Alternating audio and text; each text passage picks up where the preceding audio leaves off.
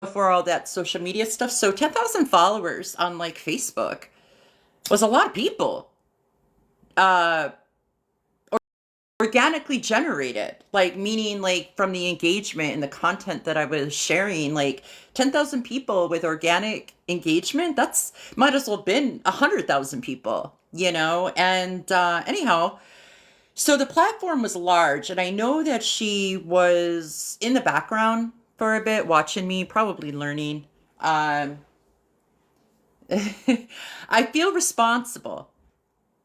I had one girl earlier tell me not to feel guilty over stuff, but I feel responsible for some of the things that had continued with Beyond Duality Inc. after I had already realized the truth of them. And because my story was so crazy in what I experienced with them, I was shamed. I was shameful to share it with other people, to publicly share it. But when I look back on that, that's what traffickers do. They put you in situations where people won't ever believe you. That's the goal. Hey, Katie, how are you? Um, we're going live primarily because if I go live 3 days in a row, I can bring guests on, and I really feel like it's important to hear the collaboration of other people's stories, like actual stories. You know, I was at their compound in Alabama. I survived that. I mean, there's so much to unpack regarding Beyond Duality. It's not just the last few years. It's not since 2020. This has been in the making for many, many, many years. So I'm just smudging. If people are wondering what I'm doing, I'm keeping spiritual protection in the space. Um, so where I wanted to start originally, I can't. So we'll just start from that aspect. So I would say probably around 2015, 2016, I was really, really permeating through the social media spaces. And I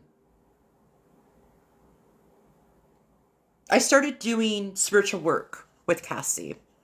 And at that time, I was being paid. I'm not gonna lie. I had trouble with that because I had to have a lot of people like really push me to get paid money for what I was doing. It just didn't sit right in my spirit. So then eventually I transferred over to just donation based stuff. And then I realized like, yeah, money's great, but I need like sage and palo and herbs and, things that essential oils, things to like make my life better. And so I started working out barter and trade. So by 2016, 2017, I was really heavily working in only barter and trade. I mean, if people gave me a financial donation, that's great, but it wasn't like I'm not in this for notoriety. I'm in this to help people walk in a good way. That's what I do. Mind, body, and spirit.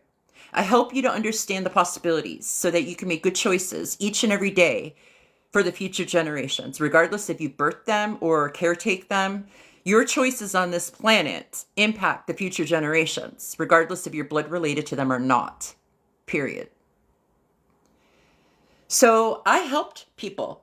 I mean, I still do, in a different way, but yeah, I mean, I was spiritually helping them. One second.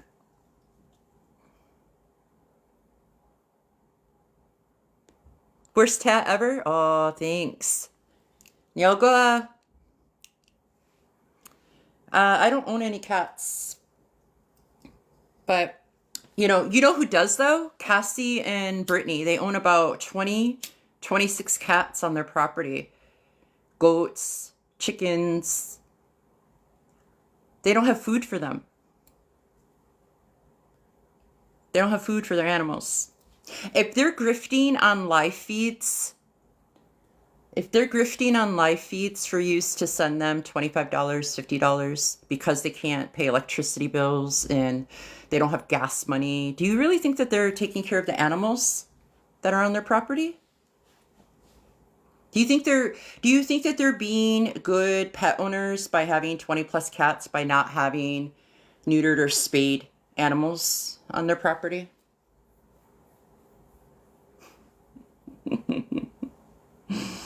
Oh my goodness. But anyhow, so I was helping them spiritually. And I say them because when I talk about Cassie moving forward, I refuse to use the name that she wants everyone to call her. I refuse because that's her power. She feels empowerment from demanding people to call her that. And I'm not doing that. Her name is Cassie Regina. But I say they, not for any like LGBTQ plus stuff, not for any of that, and not because she has a system, because she's DID. Her system is demons. DID for her is demons inside. What could other D be? Demons inside dumbass?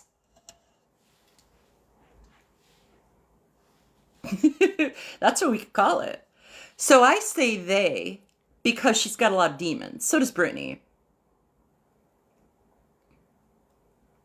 And anyhow, so I did a lot of spiritual work with Cassie. And eventually, you know, in that kind of work that I do, the point is not for you to keep coming back to me.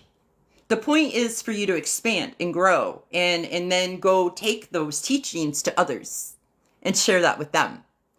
So Cassie, you know, she really enjoyed the work that we were doing. And then eventually, you know, we became good friends. And then eventually I started to recognize her as a spiritual sister, like legit sister. And we spent a lot of time together via video chat. We worked through so much stuff spiritually for the collective. Cassie, I'm not going to take away from Cassie. Cassie was very gifted. She learned quickly. And the things that she found curiosity in, she would go research and she would go learn about. Cassie is an incredible artist. I mean, I will give her that. She's an incredible artist. She makes some, if you go over to and this, I'm not trying, listen, I'm fair. Even though I suffered at the hands of these people, I'm not going to sit here and lie about things that, you know, I'm here to tell the truth. So in that, sometimes there's compliments for demons. Cassie was very gifted in her artistry. You can go over to her website and take a look at her artistry. But you could also, if you have, you know, critical thinking skills and you're competent, you could take a look at that artwork and see a series of events happening, a timeline. You could see in real time through her artistry, her complete breakdown. Oh, and okay, let's pause because apparently, wow, you guys really love drama. Hola smokes. Okay, let's see. Oh, this Italian person. That's so funny. Should we say hi, Cassie? Should we say hi, Brittany? Nobody tapping that? You're right. I'm celibate. Imagine waking up to that. Yeah, imagine. Imagine that. Get some real friends. Thank you. You look beautiful. Oh, thank you. Let's see. Open your good eye. You don't want Hal's coming after you, dummy. Feminist bullshit. Yeah, okay. Yeah, I'm just gonna leave him. How do I, or her, how do I do a moderator on here? Can anyone walk me through that? Let me take a look. I don't know how to do that. I'm still learning. Trix is better than me. Oh, yeah, I see what you mean, Hans. I get it. I'm starting to understand how that works. Because I like on Facebook, I used to do Facebook lives all the time, Instagram lives, YouTube lives. So I'm used to that stuff, but I've never really done, I only use TikTok for like scrolling. And to be honest, I like their the STEM aspect. I like to learn. I will next time I talk with her. Trix was supposed to come back into a chat and do all that, but they had stuff to do. So I just went ahead to go ahead and do the live feed because I have to do 3 live feeds in a row in order to bring people on. And I really want to start bringing people on that have personal in-person experience with the demons. So we're just gonna sage again. So, you know, Cassie really, she was really talented. And I'm using her in the past tense because who that is now, that's not who I know. I don't know who that witch is. I could tell you the demons that are in her. I could definitely tell you the demons that she gave permission to enter into her. And I know that sounds crazy. It sounds really crazy, but it's true. Demons are real. Demons are absolutely real. And those 2 women, those are demons. They'll tell you that. They have videos talking about it. So I'm not saying anything outside of what they've already said. I mean, that's just, cannot, my creator does not allow me to speak on things that I don't have experience with or have suffered through. I mean, I could speak on things that I'm curious about, that I'm like, oh, I wonder about that. What do you guys think? Like, I could speak on that stuff. But to falsify, no, I'm not able to do that. So when I was working with Cassie spiritually, she used to go out into her garage. They lived in Minnesota and they had a really beautiful home. And come to find out how Cassie got that home was she was a surrogate mother for a Remax realtor by the name of Roxy. And Roxy is an amazing person. And, you know, Cassie used her. And Roxy was just like everybody else has been with these demons. She didn't want to believe her intuition with Cassie. She didn't want to believe that Cassie was really the way Cassie is, or was becoming at that point.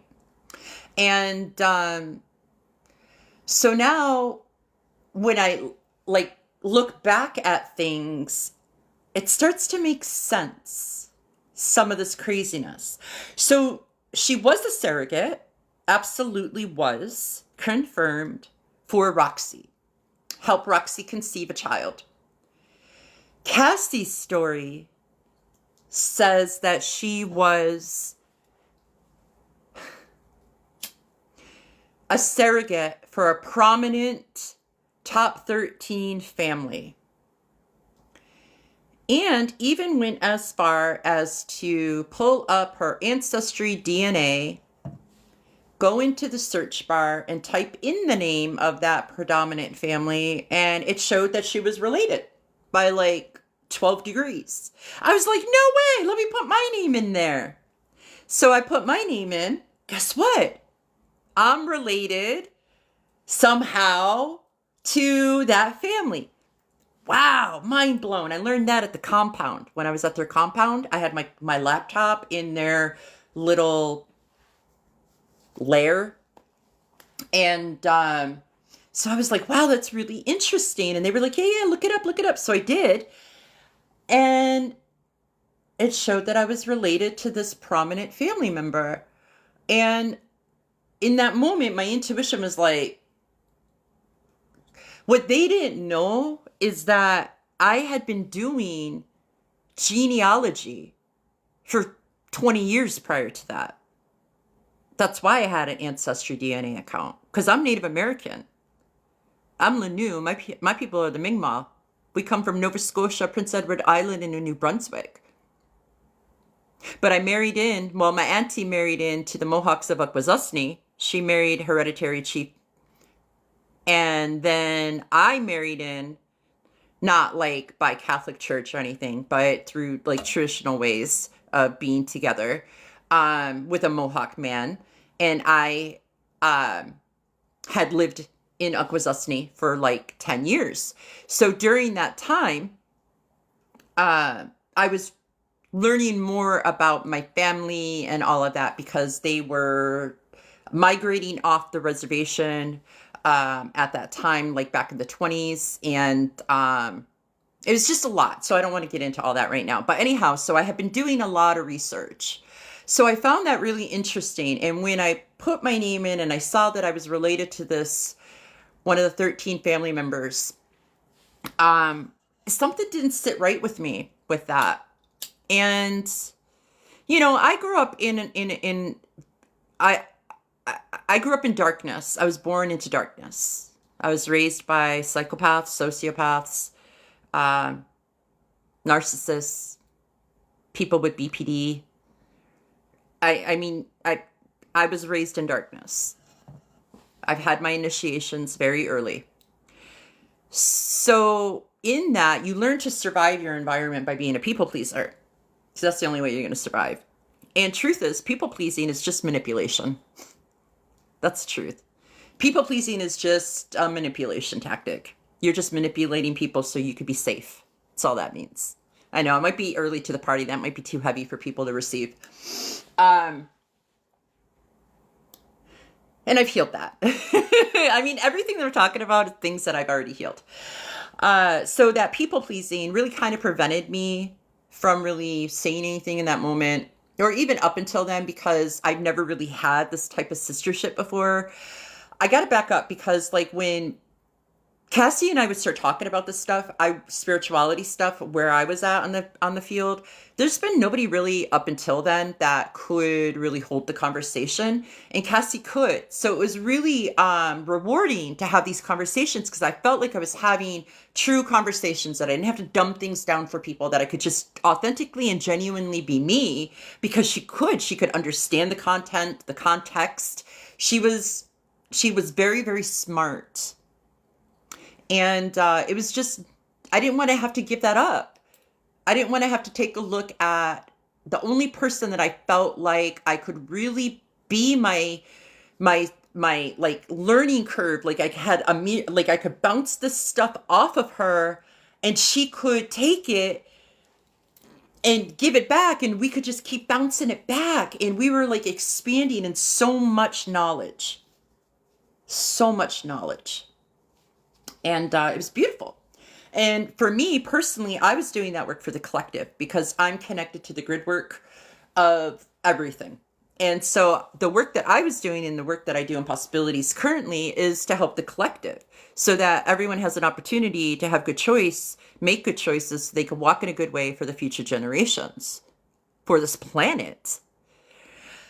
Well, my autism, the type of autism I have, my AUDHD, I didn't recognize that not everybody has the same empathy and compassion and love that I have.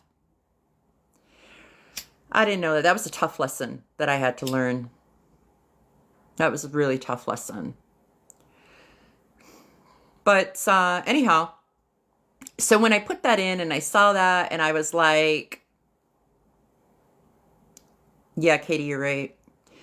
And when I saw my name in there and that 13th family name, I was just like, I don't know, I kind of sat with it. I just was like, yeah, that's great. Like I want to use. But in that moment, I realized that it actually helped me because she saw that I was one of her, whatever, I was safe in that moment. I was safe. I wasn't an op. I wasn't CIA. I wasn't FBI. I wasn't like any of the things that her brain would go to. So we did a lot of work together. And then in 2015, going into 2016, I was very ill. Very, very, very ill. I won't go into detail about that. However, by the grace of my creator, I'm here. And I did a lot of work to be here at that time. And so early in 2016 on social medias, I was getting these notifications from these youth councils, these Indigenous youth councils. I got to remember that I'm not just talking to an Indigenous audience, so I apologize. I'll try to be more inclusive in that. But in these Indigenous youth councils, and in these Indigenous youth councils, they're talking about their water, and they're talking about how adults aren't like listening to them, and they're really concerned for their futures. And I'm getting angel bumps telling you right now. And I kept like seeing this in my algorithm on Facebook and Instagram, and I was like, what is this? And so I started paying attention, and what it ended up being and turning into was the Standing Rock movement in Standing Rock, North Dakota, against the No DAPL in the Bakken pipeline. And just to give you a background, I've been an Indigenous political activist since I was 13 years old. My very first initiation was the Oka crisis in Oka, Quebec, where they were trying to bulldoze sacred sites, a burial site, to put in a golf course. And so it was a really big standoff for quite a few days. And we occupied territories from Akwesasne to Oka to Ganasadage, 6 nations. Like it was a big deal. And I was 13 years old. And at the same time, I was learning about Malcolm X. And in the same time, my great uncle, who was a hereditary chief, worked closely years before with Angela Davis out of the Los Angeles chapter of the Black Panthers. You know, they worked together on the Wounded Knee Project. So, I mean, there was this initiation that happened when I saw these babies that needed help. And so I started to get myself well. And I got myself so well that I sold everything I owned and funded myself to go to Standing Rock, North Dakota. And I landed with moccasins on the ground on Thanksgiving 2016. And I stayed till the last camp closed. And I was entrusted after that to bring a 26-foot U-Haul across the country to different resistance camps, Indigenous resistance-led camps, with all these supplies left over from Standing Rock. So I traveled the country for the last 10 years. United States, Canada, all that stuff. So I've been more in nature than I have been in society. I've been more in touch with the land and with my creator than I have with people. I've spent more time with horses and dogs and animals than I have with humans in the last 10 years. So during that time, Cassie was, hi, from Connecticut or Cincinnati. Nice to see you. Sorry, I don't have my glasses on. So during that time, Cassie was very supportive. Her and her entire family, their entire family was amazingly supportive. Cassie introduced me to Roxy, introduced me to, there's another girl, I wonder what happened with her too, that was friends with Brittany, who actually helped me in my spiritual work to like keep scheduling for me and help me with my social media stuff. I can't recall her name right now though, little tiny petite thing. Trauma would do that to you. It'll block things out. I love aliens too. I'm human sometimes as well. So Cassie and her family really, I mean, they were really one of my biggest supporters. I was really grateful and thankful for that. Because during that time, having the support that we had really meant a lot for the work that we were doing. We really needed people to stand behind us. And her and her family did, and it was amazing. And I fell in love with her children. I fell in love with her family. I just thought they were amazing people. So after Standing Rock, after I was traveling around and stuff, Cassie and I, we always kept in contact via video chat. We'd video chat a couple times a day, a couple hours at a time during the day. I mean, I think it was just about pretty much for a while there, every day we were chatting. We were chatting on video chat. I mean, so I knew her. Like I knew her. And I knew Brittany because they were always together.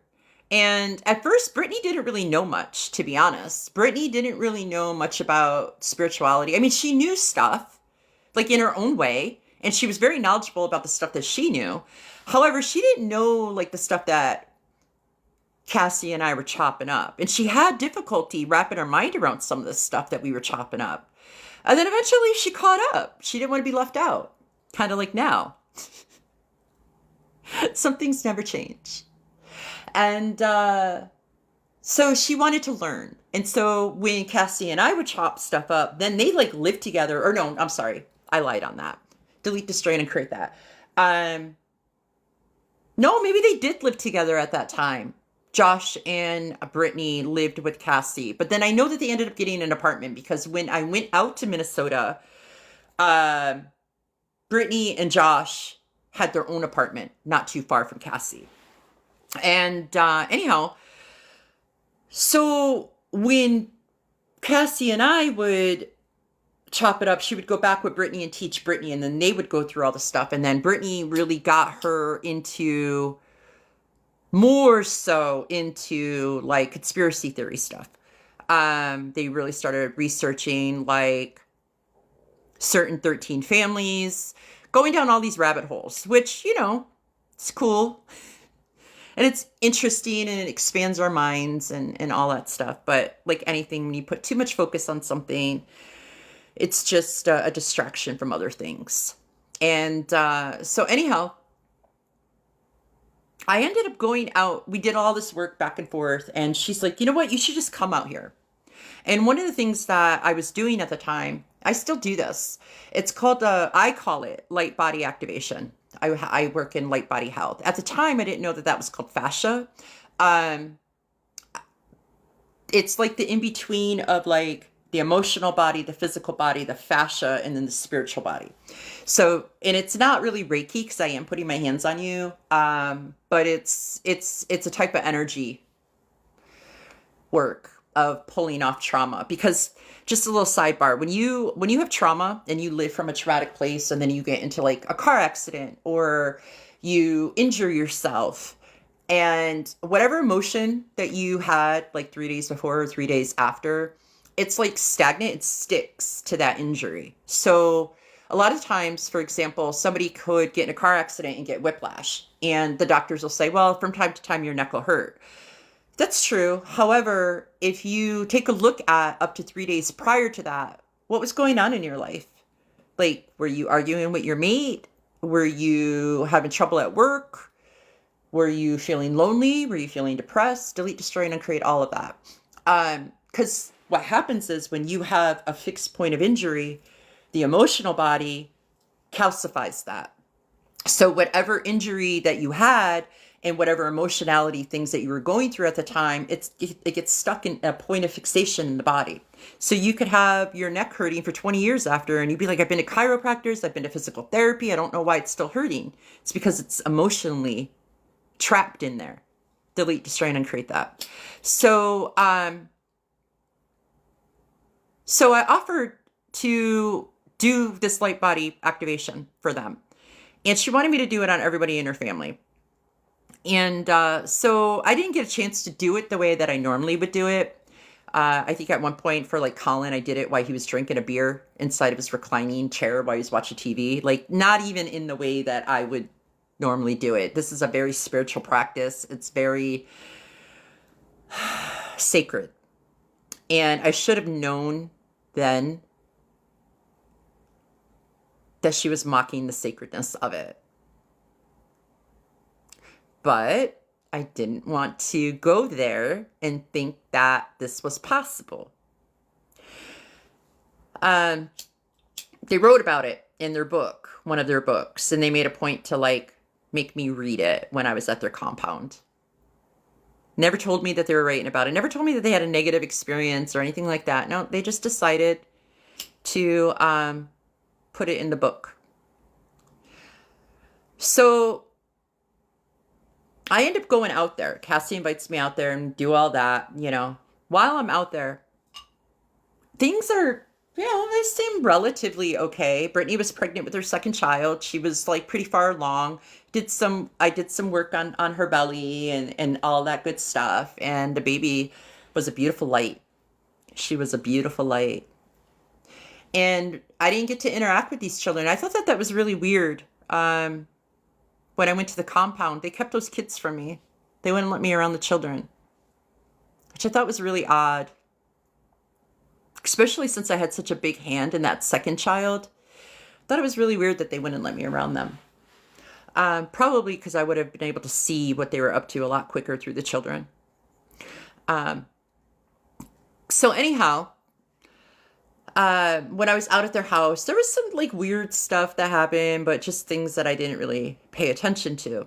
Then I think I was out there maybe, I can't recall details like that. So maybe 7 to 10 days. I'm not quite sure how long I was out there, but I was out there for a vacation. Then when I came back, I can't remember if I went back to Florida. It might have been before I went to Arkansas. So I think I went back to Florida. Lived in Florida on and off for about 25 years. So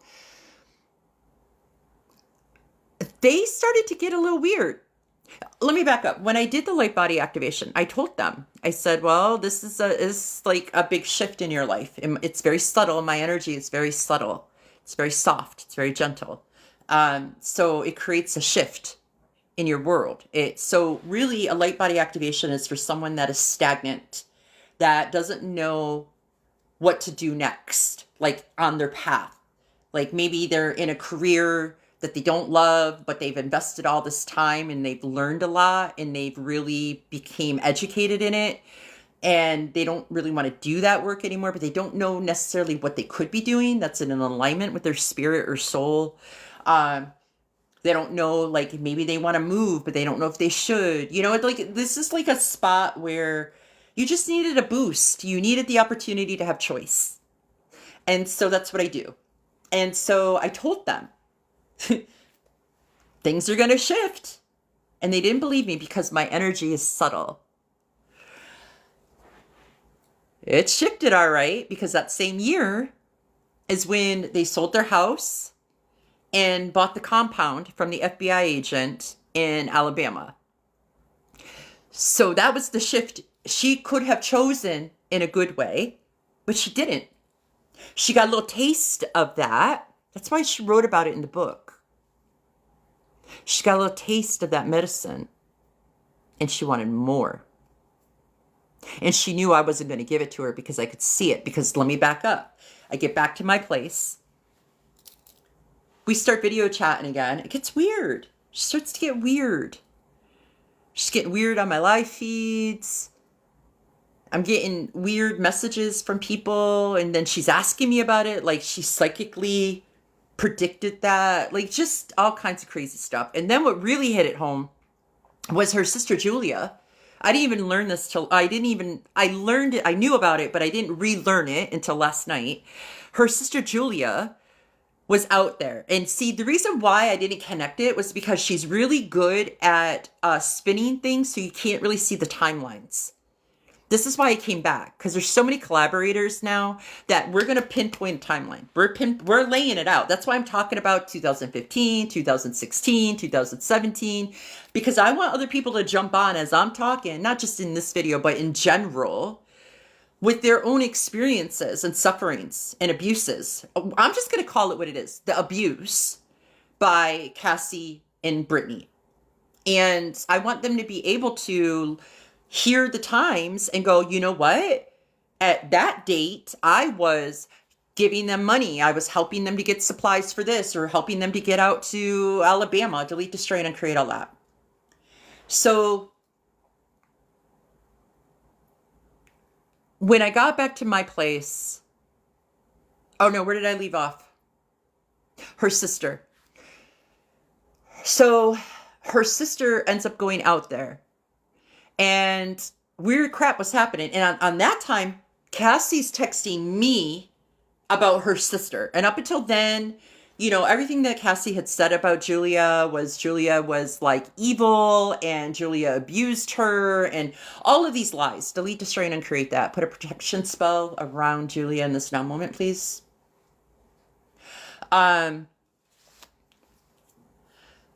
Julia, she was like trashing Julia, okay?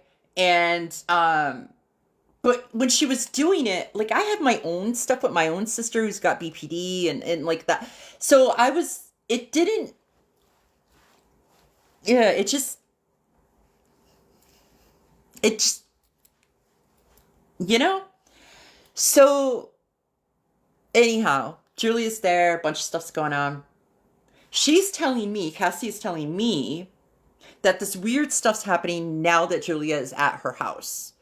Cassie's telling me that she's getting these weird text messages. All of a sudden, a pizza shows up at her house that's got like a threatening message, and she's texting me and telling me these things. She's hiding in the garage on a phone call, telling me that her sister's there, and all this crap is going on.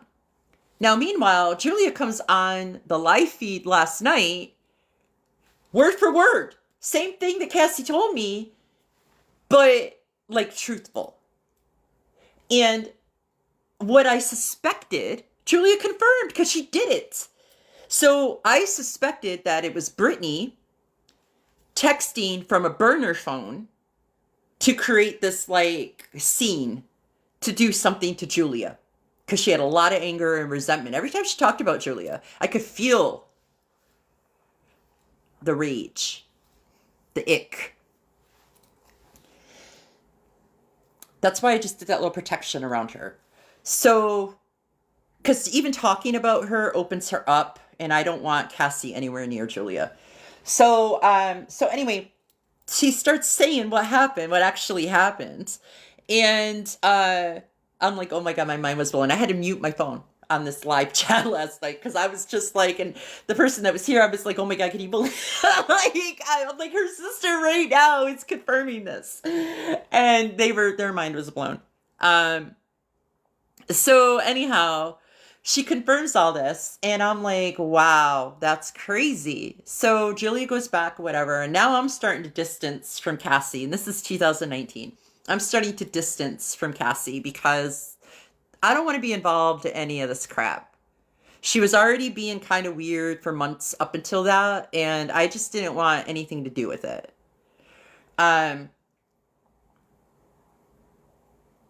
So what ended up happening next? I think what happened was I have a couple different business pages on Facebook, and I was talking about how I was doing light body work. That was a page that I have that was like new. Like I was just, it was a page centralized around that was new. And I didn't really have a lot of like interaction on it. So it was really weird that I was getting these messages on this account. And it's this guy and he's like, and I might even be able to like, I'm looking at my laptop. I might even be able to go back. I'm not sure. I'm not technologically savvy, and bless the creators' hearts. The creators, the content creators on here that have been doing due diligence with the research and the investigative work on Beyond Duality. Bless their hearts for having the patience that they have with me regarding the technology stuff, because they probably think I'm the biggest ass. But anyhow, just bless them. They're just, oh, beautiful, beautiful beings. So anyhow, so the messages are coming up on that account and I'm just like, the fuck is this? Like, who are you? What do you want? And instantly my intuition's like, this is Cassie. So I confront her. Well, I sit with it. I sit with it for a minute and I do what I call chopped it up with my creator. And I was like, what do you want me to do with this? And creator's like, you need to address it. So I did. And I don't recall the details of it, but I mean, there was a falling out. We had a falling out.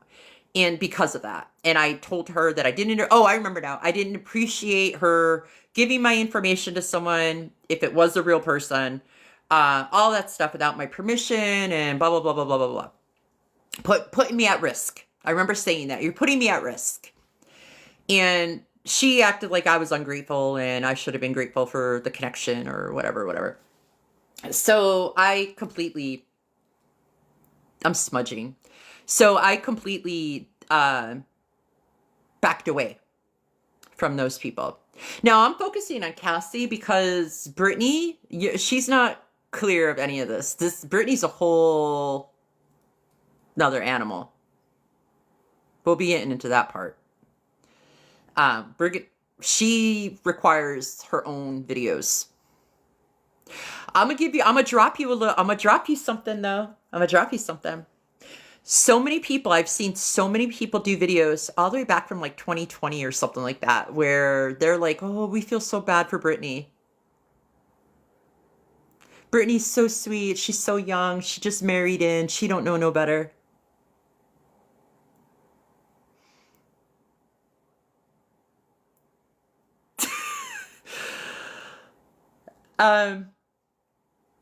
That's not true. That's not true at all. In fact, after Cassie had her tummy tuck, and I told her not to do it because there was a huge walk-in event going on that year when she had it done. And I said that because she was so thirsty for knowledge and so open that if she went under, she wasn't coming back. And if she came back, she was coming back with something. And she did. She came back with something. And she blew out her crown chakra, which is perfect pickings for manipulation, control, handling. Brittany is Cassie's handler. Brittany grew up in the music industry.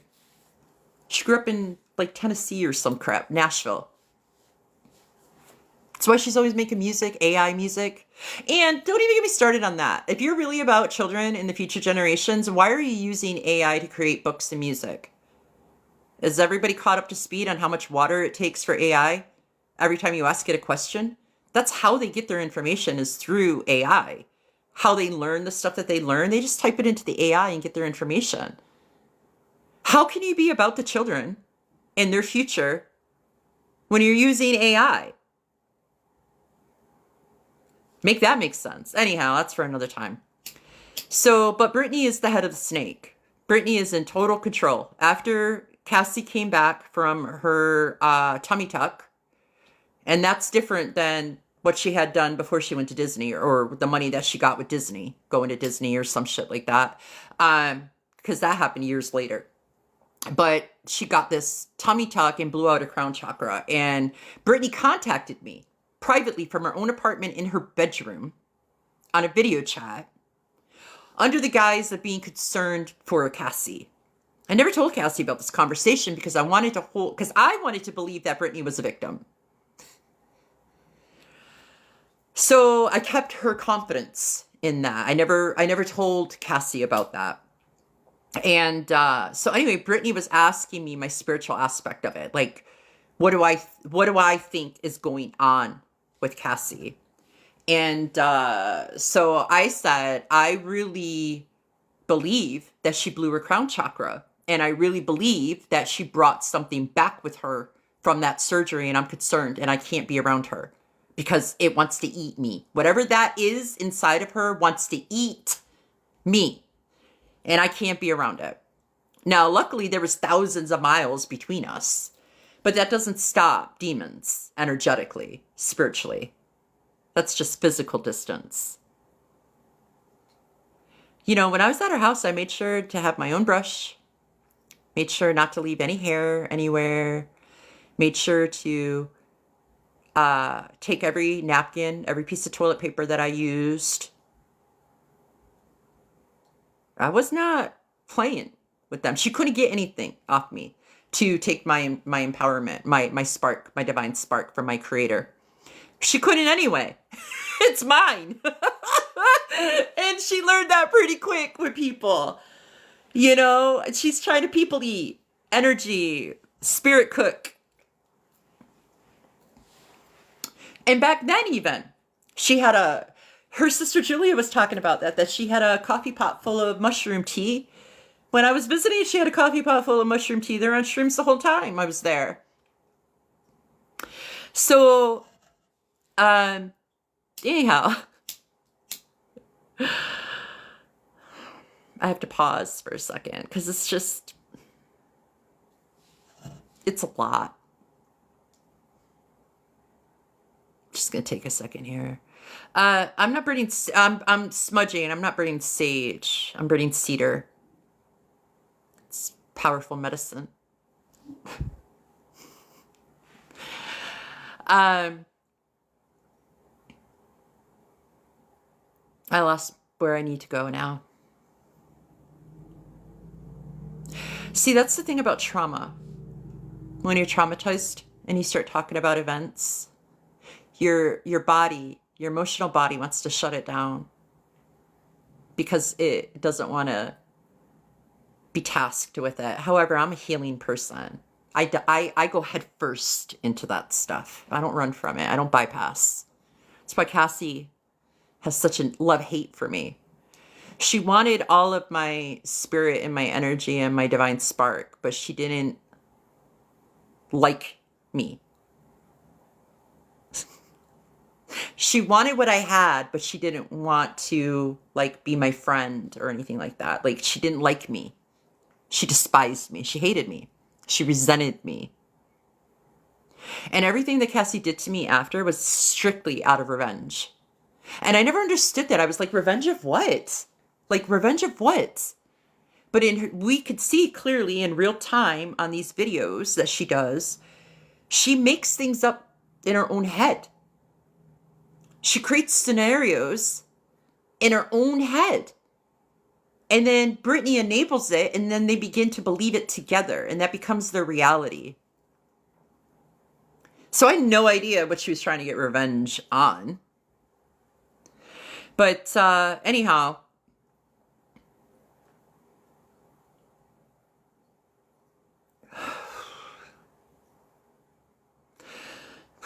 all right, I think I'm going to take a break for a second. Let me see what I can find in the comments. Let's see. Oh, I like aliens. Yeah, I forgot about that person. You breathe through a straw for practice. It's great. Now try breathing through one nostril, in one, out the other. Hey, caller ID. How are you? Hey, Laura. Hi, Kay. Hi, Charla. Yeah, her solar plexus is no longer hers, for sure. She knew that, though. May I say, I don't know, what are you trying to say? So does anybody in the comments have any questions up until now? Like the things that I was chatting about up until now? Anything that I can clarify or give more information or more detail on that you would like to know regarding anything that I was just speaking about?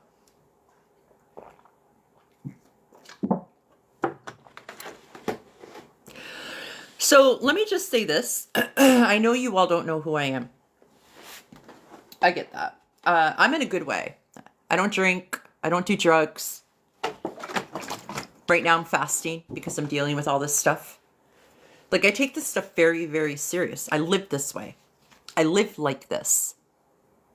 This isn't me grifting on live feeds to generate clients and money.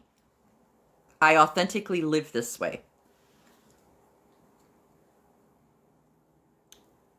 I was happy living my life the way I was living it. I did not want anything to do with Beyond Duality, especially after what happened in 2023.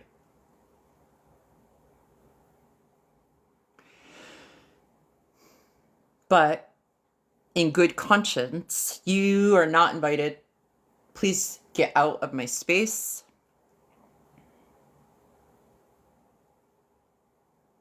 And I always know it's them because it's like, do you remember the movie The Predator, the Arnold Schwarzenegger movie? And there's a scene in the swamp where the predator is like camouflaged up against like the tree line or whatever it is. I can't recall all the details of that, but it's like in the effects of it, it's like shimmery.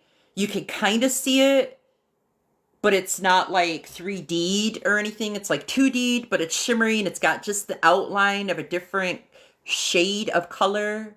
Yeah, that's what it looks like when Brittany and Cassie try to enter my space. And there's always a difference between Brittany and Cassie.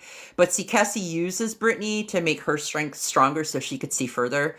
It's It's child games. They don't have permission. This is a holy sacred space.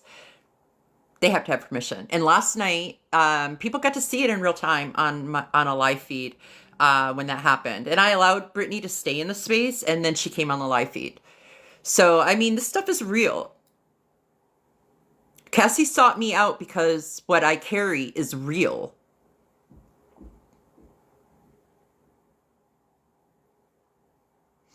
So, but there's many layers to that. Like I get told this a lot, that I'm too humble with the things that I talk about because it's just my life. Like it's how I live. But when other people perceive me, they're like, oh my God, Nikki, like, wow, holy, why are you not writing books? Like, how do you not have podcasts? I'm like, because it's just my life. This is just, I'm in service to my creator and my creator only. I go where my creator tells me to go. I do what my creator tells me to do. I say what my creator tells me to say. I don't say what my creator tells me. My creator's like, don't say that. All right, I won't say that then. I've learned. I'll be 50 this year. In 50 years, I have learned what's real.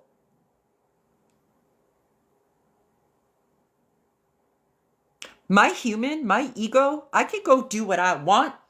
I'm not listening to you, creator. Let me go do what I want. I've suffered greatly. So I don't live like that. I listen to my creator. And my creator doesn't steer me wrong. Look. In 2023, 2 factions tried to take me out. 2. I had to escape. It took me a year.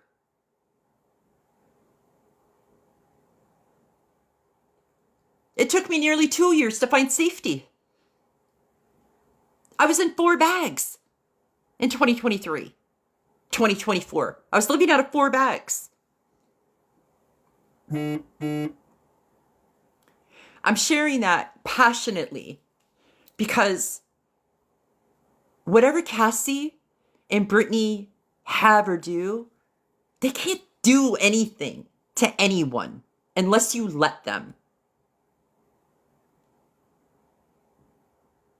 All these people that are so fearful of these demons, you're fearful because you've not met demons yet. You're fearful because you have been around your own demons and it scares you because you haven't faced them yet.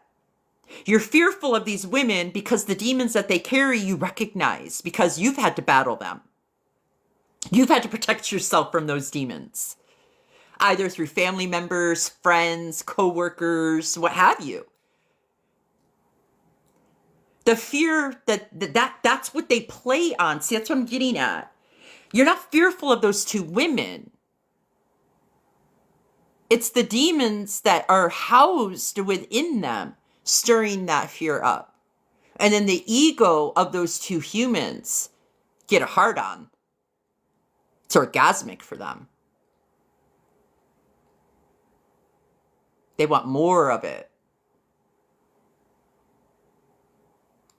You know, these live feeds that they do, these videos that they do, that's feeding. They're feeding. So it comes across like they're asking for money. Yes, they are. They're grifting.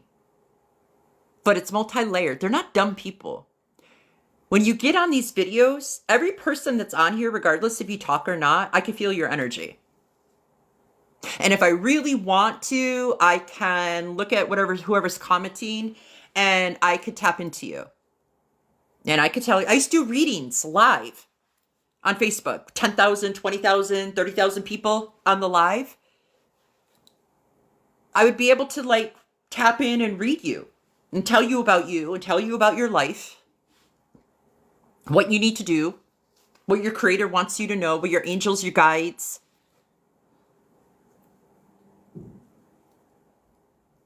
Cassie can do that too.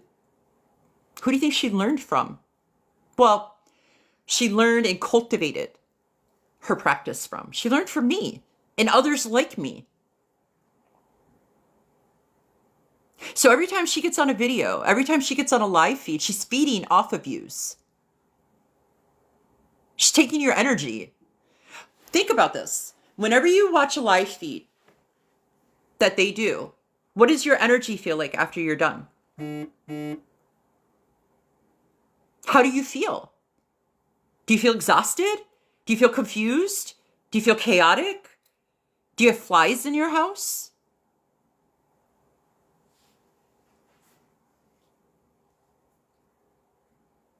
I really urge everyone to please go back with this new lens and take a look at their videos, especially the videos that really moved you. Go back and take a look at the videos with the lens of mute it, okay?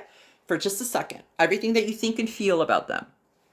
Then go back to their video and look through the lens of, this is a cult leader looking to bring people into a cult. This is a psychopath, textbook psychopath. Everything that you've learned about a psychopath, everything that you know about how they are and what they do. Okay. Manipulation. Somebody that you've ever been manipulated by, look at it through that lens.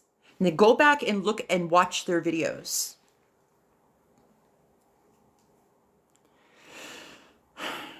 It's a whole different story when you look through that lens and that perspective. It's a completely different story.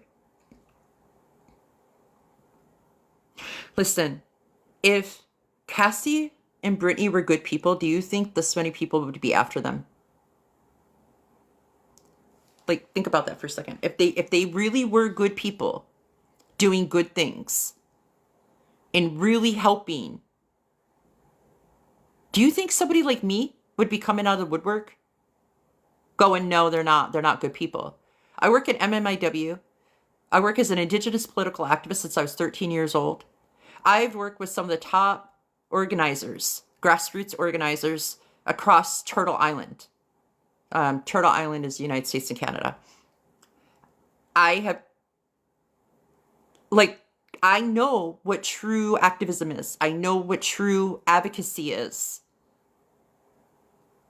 You can't just go to Alabama and say, I have a search and recovery team and I'm going to bring people to my property and not be like, there's protocol to that. You can't just do that. There's laws, especially when you're dealing with children. ICWA. Like, what are you talking about? Like, so for all the people out there, that just tells me that the people that they're targeting are not educated people. They're empathetic and compassionate and kind and loving. And a lot of them are barely making ends meet and they're sending money and supplies to these people. They are grifting on everybody that's struggling. The people that help them, there's a sprinkle of people that have some money. But the people that genuinely are helping them, that are like, hang on, I'll get you gas money to get where you got to go, are people that have negative amount in their bank account. They're on SNAP benefits. They're on SSI. They're disabled. They're on the spectrum. If that's not exploitation, I don't know what is. Then we got the definition wrong. Because there's different levels of exploitation. There's the schmexual one. And then there's all the other. We've been focusing on the schmexual one. But there's all kinds of exploitation. All kinds of traffic in as well. But see, they elude. Demons have to tell on themselves. Do you guys know that? Spiritual law. But you got to know what you're listening for. Like Cassie did a video today. She told on herself. And the very first 10 seconds, she starts talking about something about having the audio clips and this and that. And I could take these out and put them in an order and blah, blah, blah, blah, blah. But she starts by saying, I need to ask a question. Basically, it's a threat. That's a threat. She's subtly saying that she still has audio clips, that she still has files, that she has all this stuff, and she's done it for her own memory, for her DID, and for her protection, and all this stuff. Oh my God, I gotta do something. I had to verify myself. She said she keeps all these files to protect herself. No, she's using it for extortion, for bribery, for public humiliation. That's what she's using them for. And in the first bit of her video, got to remember, everything is the opposite of what it appears to be. Nothing is the opposite of what it appears to be when you're working with demons. So she says, I can do this with these files, blah, blah, blah, but how's that help the victims, da, da, da, da. Well, she don't have the files. She's talking about me. I'm the fresh face on the scene. So anyone that she's addressing, alluding to, she's talking about me, and she's talking about the collaborators that I've been working with. Who, bless their hearts, man, these people, if they gave up, I would never have known about this. If they gave up years ago from trying to investigate this situation, I would never even be here right now. So bless them for staying consistent in this. Whew, they don't even realize the heroes that they are right now. They don't even realize that. Like where we are in this story, they're going to be featured on Netflix, Hulu, Amazon Prime. They're going to be the heroes. I don't think you all are understanding just what this all means. She attached herself to the Epstein files. She accused the Pope of graping her. How has federal investigation not gone on yet? But you have people that off a tip can go investigate a whole content creator, even though it be falsified. You can have people just dox somebody like that, but these people aren't investigated? What about the animals on their property? Has anyone called the Humane Society to do a welfare check on all those animals? Like, math isn't mathing on this. So I started doing some digging on it. And bless Julia for coming on that live feed last night.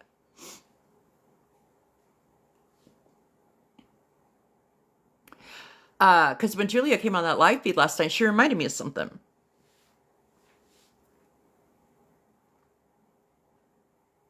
It's simple investigation, Suzanne.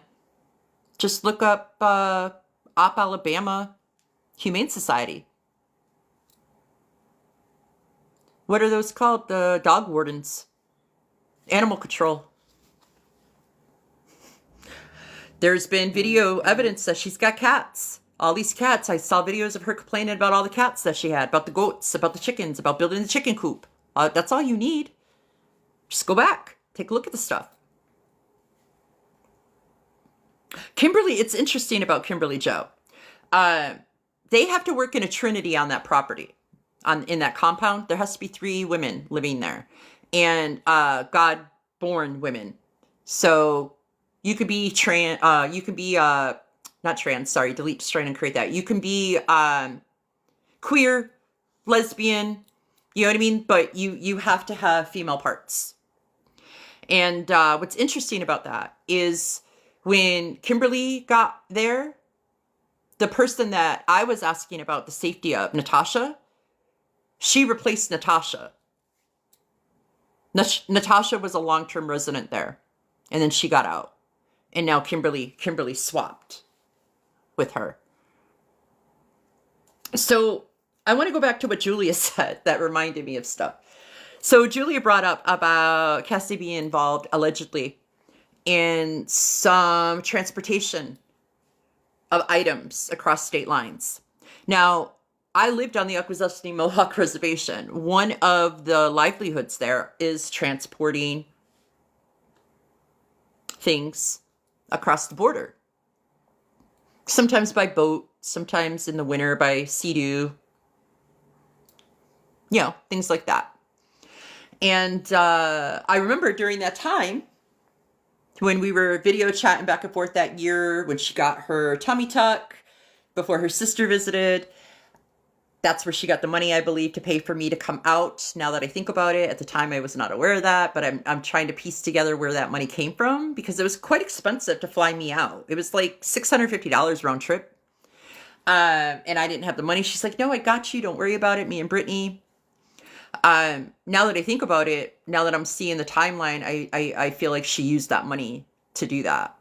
And I believe, if I remember correctly, allegedly, they were crossing state lines to California, which is interesting because they rescued Natasha from California from somebody that does the higher aspects. So there's something in that too that I'm going to start investigating. There's something in that where, I don't know. I got to sit with it, with my creator with it. But there's something about them crossing state lines into California, traveling, doing packages, and Natasha, that's not her real name, Nightshades, but Natasha, she used to have a YouTube and TikTok, Night Talk or Nightshade or something like that, astrological stuff that she would do. Yeah, and then they're doing those trips to California that year before she sold her house and ended up in Alabama. Now, this person that they go to California to pick up is part of somebody. They're running from one of the top people of those delivering of packages. And then that person, Natasha, ends up at their camp as a long-term resident. And they were exploiting them for their vehicle, their money. Natasha would work for the supplies that she would get from other people. They exploited her. So during that time,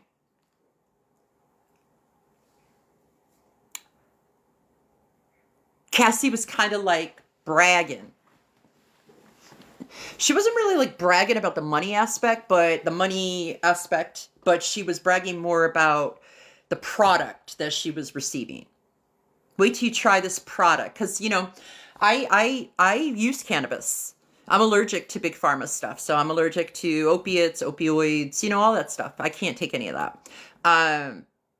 So I have anxiety, I have CPTSD, and I have physical injury and blood pressure issues. So I use cannabis for that. My doctor prescribed it for me, and I have a medical license. And I always have for like 30 years now. So of course I'm a connoisseur. I know about this stuff. So she's like, oh, I got this for you. I can't wait for when you get here for you to try it, blah, blah, blah, blah, blah. I was like, all right, awesome. Thank you. So she would talk about things like that. And, then I will hear from her for like 2 or 3 weeks. And then I don't hear her talking about this stuff anymore. Which I thought was really, really weird now that I think about it. And then Julia made a comment that in the live last night that perhaps she got picked up, her and Brittany, because Brittany and her were doing the rides. They were doing deliveries. And I was like, oh my God, I totally forgot about that. So now it all makes sense. So this is what I'm theorizing. Are you ready for the breakdown?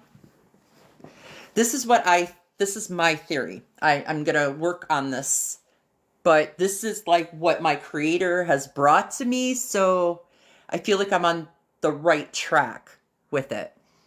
So, and help me fill it in because I've not been on TikTok. You all have more information than I do from like 2020 to 2023. So help me fill it in. I'm asking you guys to help me, okay? Because I know a lot of you that are in here or that will watch this have been really invested because either you've given energy or your love. Your love. How do you get justice for that? The love that you carried inside your heart for the work that they allegedly were doing. Oh my God, I'm so sorry that... Anyhow, you all have been here for the last bit of time during that time for those 3 years. So if there's anything that you can add to this timeline, please do. I mean, don't be that Italian stallion guy just spouting stuff off, okay? Like, let's be legit here. If you have legitimate things, because it takes a community.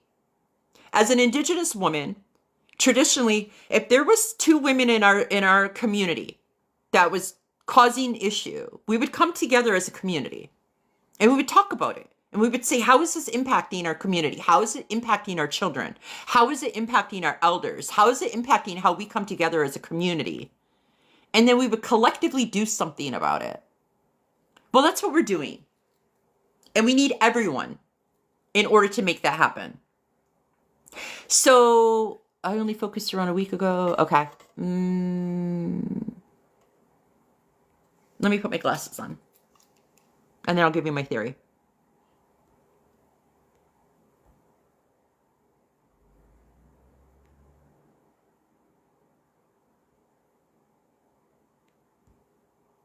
It is, I don't know if it's Opp County, but it's Opp. Isn't that funny? Opp, OPP, like the ops, the opposition. She bought her property from an FBI agent. She's on a family property line. Like, so it's like a family property plot and they all have acreage. And then at the end of it is like the FBI guy and then their property. And then like his mother, I think it is. It's like a dirt road.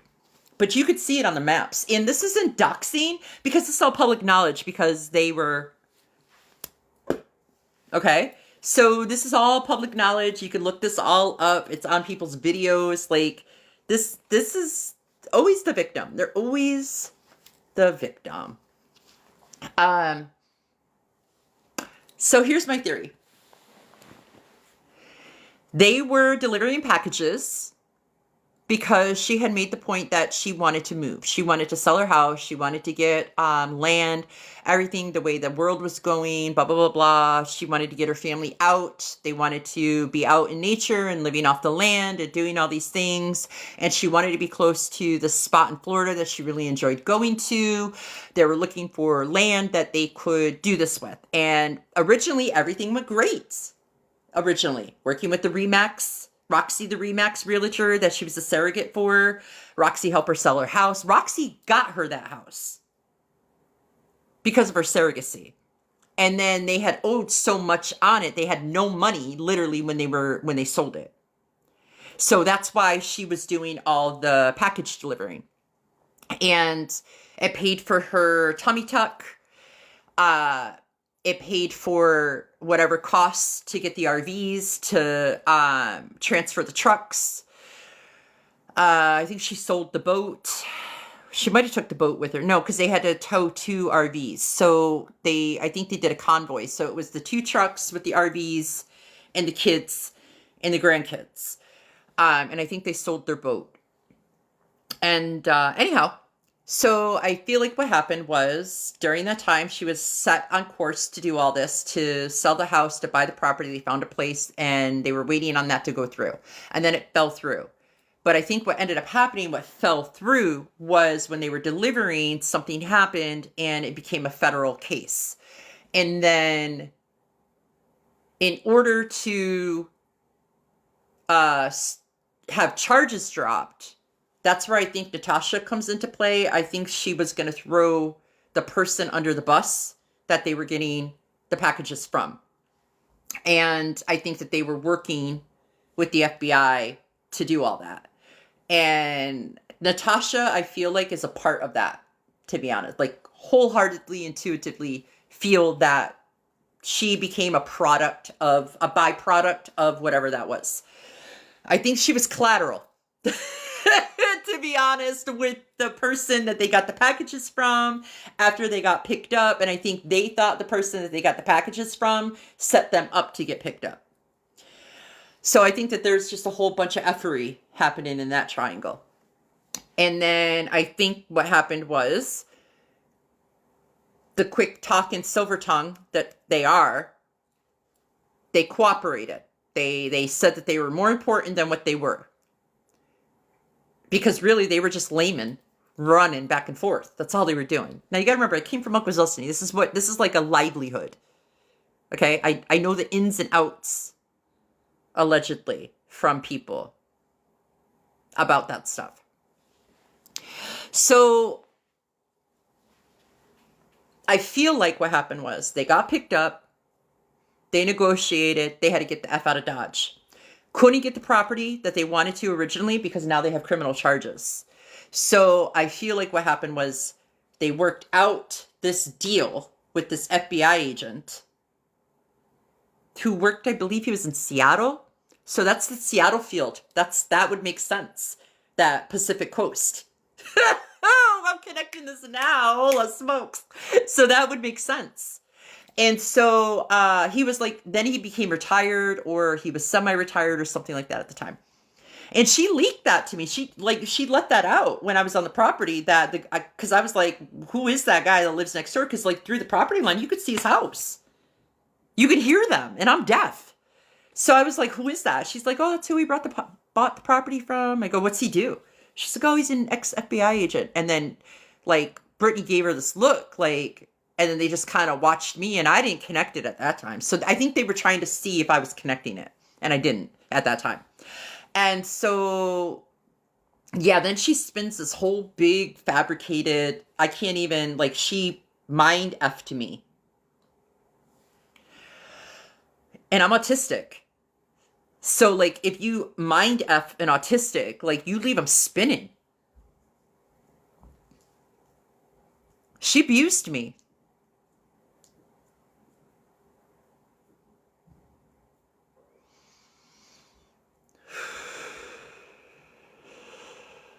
I'm not a victim. I don't have a victim personality. I've suffered through a lot of things in my life, things that are horrific. Some of the stories that she told are my stories. She's a parasite, a parasitic infection. She steals people's lives.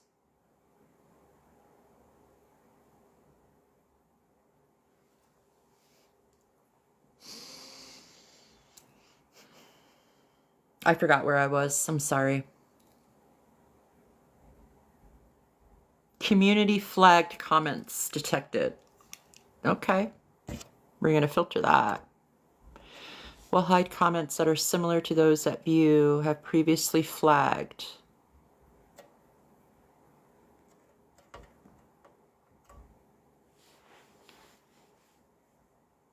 Block Tara. Okay, I got it, you guys. Hang on. Where is she?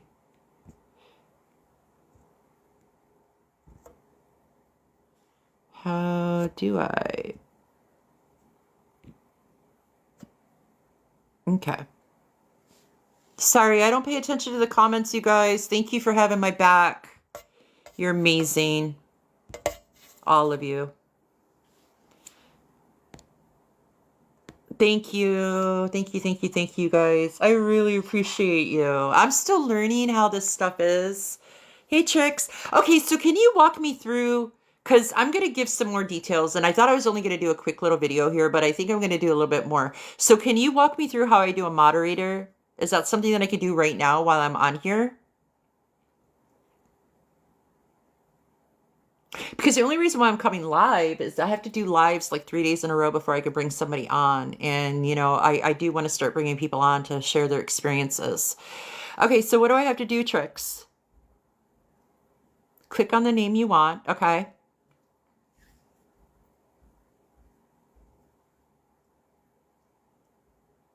Over to the right corner. Is there anyone that's volunteering to be a moderator?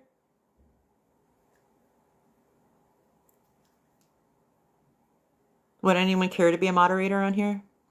I'm not sure how long I'll be going though. That's the thing. I know you guys all have lives. Click on the dots and then go down and you'll see add moderator.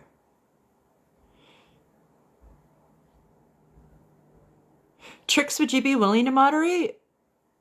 I mean, I don't want to impose because like I said, I know you. I want to be respectful of everyone's time and your lives, Beyond Duality Inc. has already taken so much energy from people.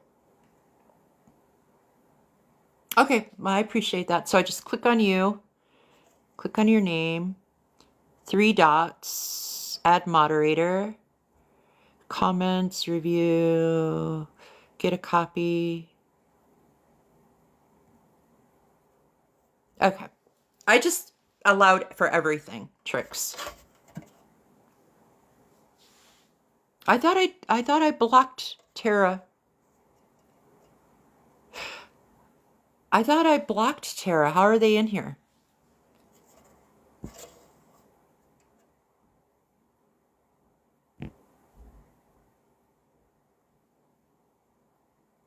I did. That's weird. How are they able to get back? Oh, thank you, Tricks. Tamara, you want to be a mod? I just saw that, babe. Sorry. Okay, let me get Tamara. I so appreciate you all. Thank you. Thank you, thank you, thank you. All right, so I'm going to pass it over to the mods real quick since they're doing some work in here. Is there anything you guys want to ask me? Tricks and Tamara, do you guys want, is there anything you want me to talk a little bit more on that maybe piqued your interest? Yeah, I know Chiquita does. That would be really great.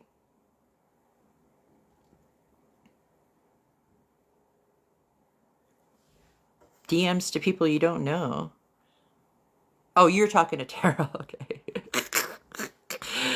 Freedom Fightin' Mama. Can I just say that the video that you did regarding the due diligence of all of their records, whoo! Chef's kiss on that. Chef's kiss on that. Freedom Fightin' Mama. Oh, I went over a lot of stuff, Tricks. From how I met Cassie originally up until just before they had moved. And now I'm piecing together in real time my theory of how they're able to get away with all the things that they're able to get away with. So, okay. So I'm going to just go back to that. Finish up the theorizing on that. So I feel like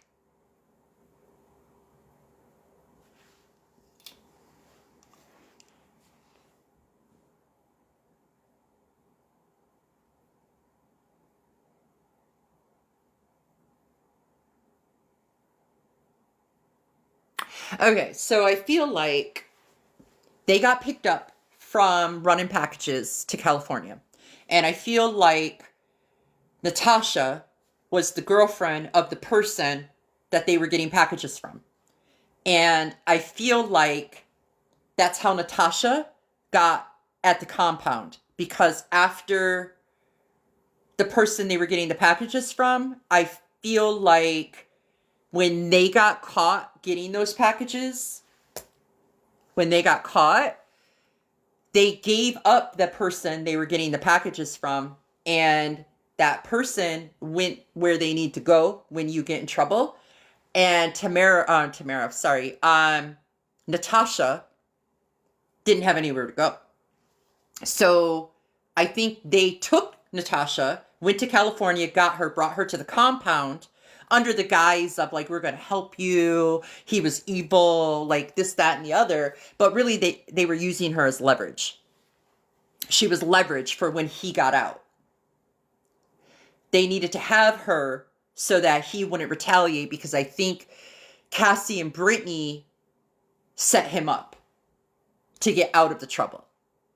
And then because they had allegedly had felonies pending against them, they got out of Dodge, went to Alabama because Cassie wanted to be near Florida. She was going to do anything she needed to do to get land near Florida. So she ended up in Alabama because that FBI agent had that one plot of land in between his family's land, and I think they worked out a deal. And they got the land for super duper cheap in return because Cassie told the FBI agent what they were doing, what they wanted to do with the land. She gave them the story of why they got arrested, why they were, you know, driving packages around from Minnesota to California, because they wanted the land, because they wanted to help the children, because they wanted to do a search and rescue. They were trying to do it in a good way. I think they gave that sob story. And then I think the federales were like, oh, we could take advantage of this. And I feel like the federales set that up a deal with them. So now the property that they live on, the compound that they live on right now, is on the family property lot of that FBI agent and his family. And the property that they live on, a person bought it before them, and they lived in a trailer and it caught fire. I don't know how to say this without getting flagged. And the property owner that bought that property before Cassie is on the land. I guess that's the way to say it. That trailer caught fire, and that trailer, they kept that trailer. I mean, it's removed now, I think. I think they built out something on it. But when I was there, that trailer was still there. The remains of that trailer, the remains of the trailer that caught fire, the remains were still there.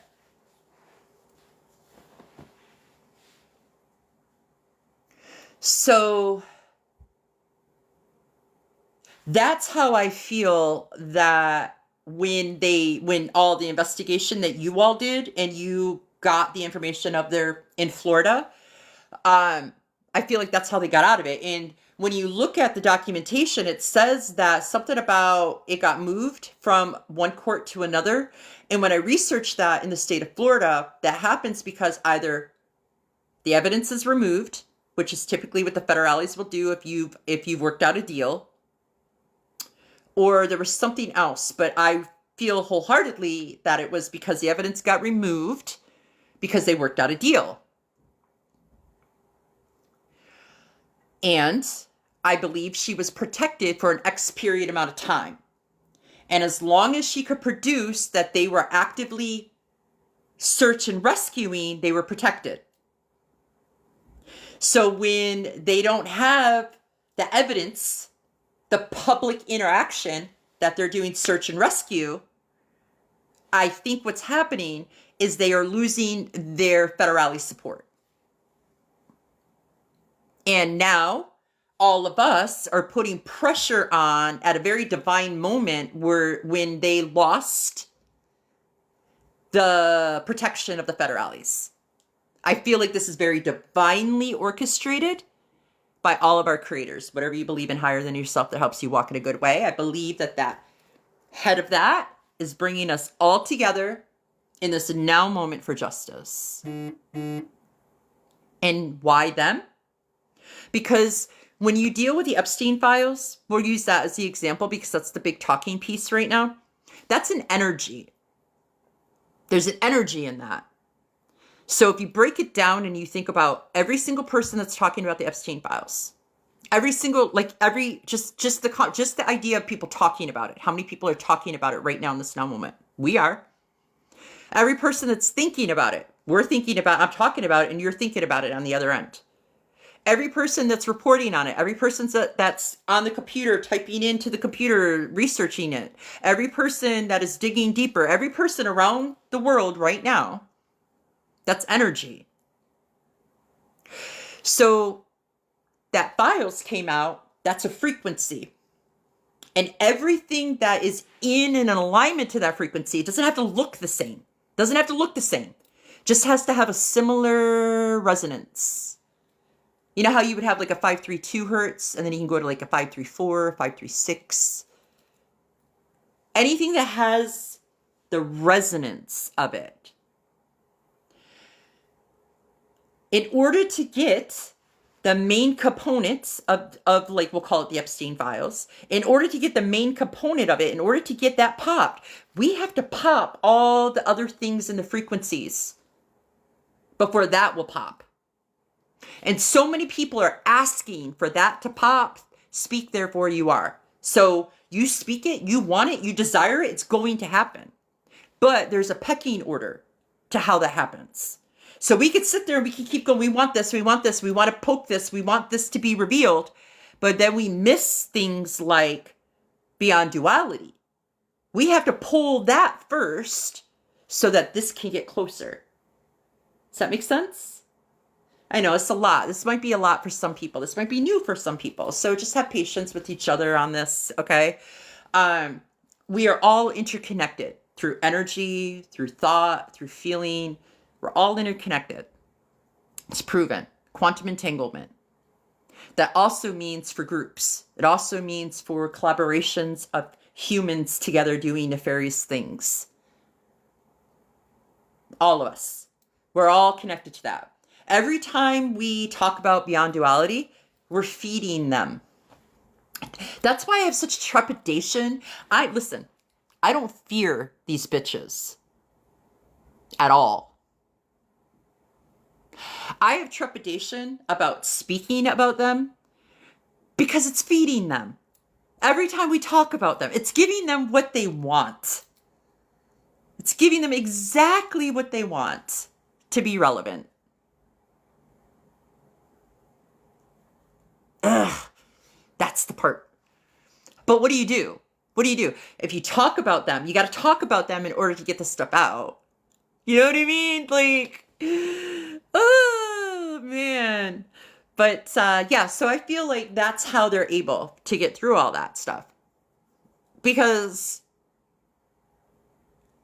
how else do they go through customs from Canada to the United States for paraphernalia, big pharma medication, and smuggle stuff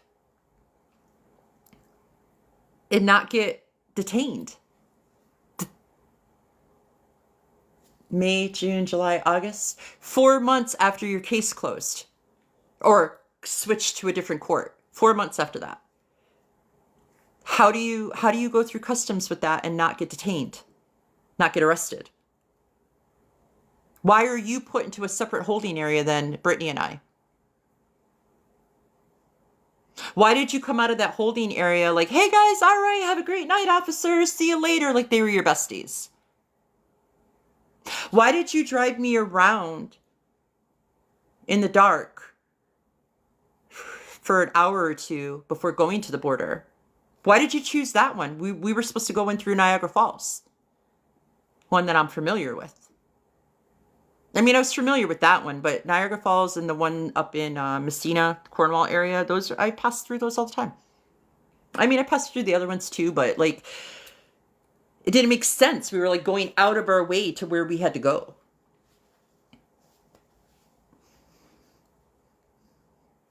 There's just a lot of stuff that's starting to add up. Oh yeah, they're paid snitch for sure.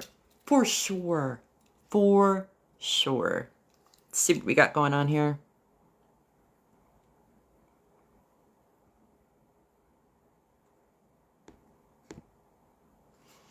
So I got like, I'm going to go to my battery dies. I got like 38% left.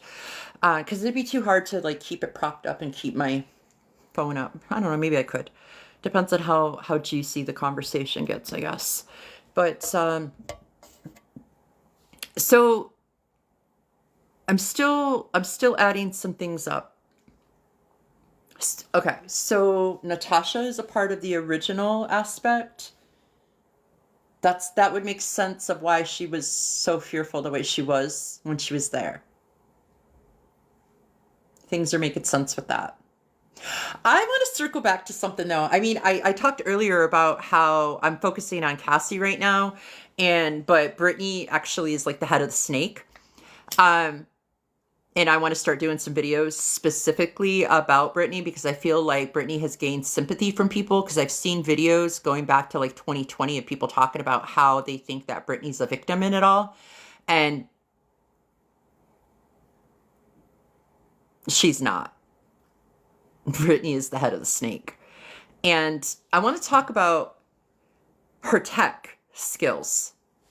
I want to talk about her spyware and the capabilities that she has, allegedly. So, in this day and age, it was just a simple Google search. But in this day and age, you can get all kinds of stuff if you have access to money. You can get recorders, you can get cameras, you can pay for apps that you can have multiple robocall numbers. You can get different IPs. You can get, I just learned about it. What's it called? Because I was privy to the LRAD. And if you guys don't know what that is, it's like a direct energy weapon. Because when I was at Standing Rock, they practiced on us. They had a big tower LRAD, and then they had a mobile one. And they practiced on us. And they used frequency and sound and all kinds of stuff on us. And it's documented. This is like real. And since then, that was 2016 to 2017, the Israel, you know what I'm saying, right? The Israel technology is so readily available to the common person now. Like, you can literally go on a website and buy this stuff. Temu. You can buy some of this stuff on Temu. Might only work a few times, a handful of times, but you could buy this stuff like anywhere. If you know what you're looking for. And I believe that in the research, Brittany prides herself on being a researcher. I guarantee these idiots have all kinds of technology stuff. I guarantee it. Anyone that has their cell phone number, anyone that has given their cell phone and you still have that cell phone, I'm sure they can remotely access it. I know. I've seen it happen with my own phone with them. I know that they can. And I just thought about this. So I saw this article, or this, not article, I'm sorry. I saw this video from this creator earlier, and he's talking about something about like smaller versions of the LRAD that can get like direct energy weaponry that can go into your mind and that can manipulate you and stuff like that and cause harm. And out of psychopathy, Brittany would be attracted to that. She would want that. She would want to have that kind of control over somebody. She absolutely would. So I was remembering when I was at the compound,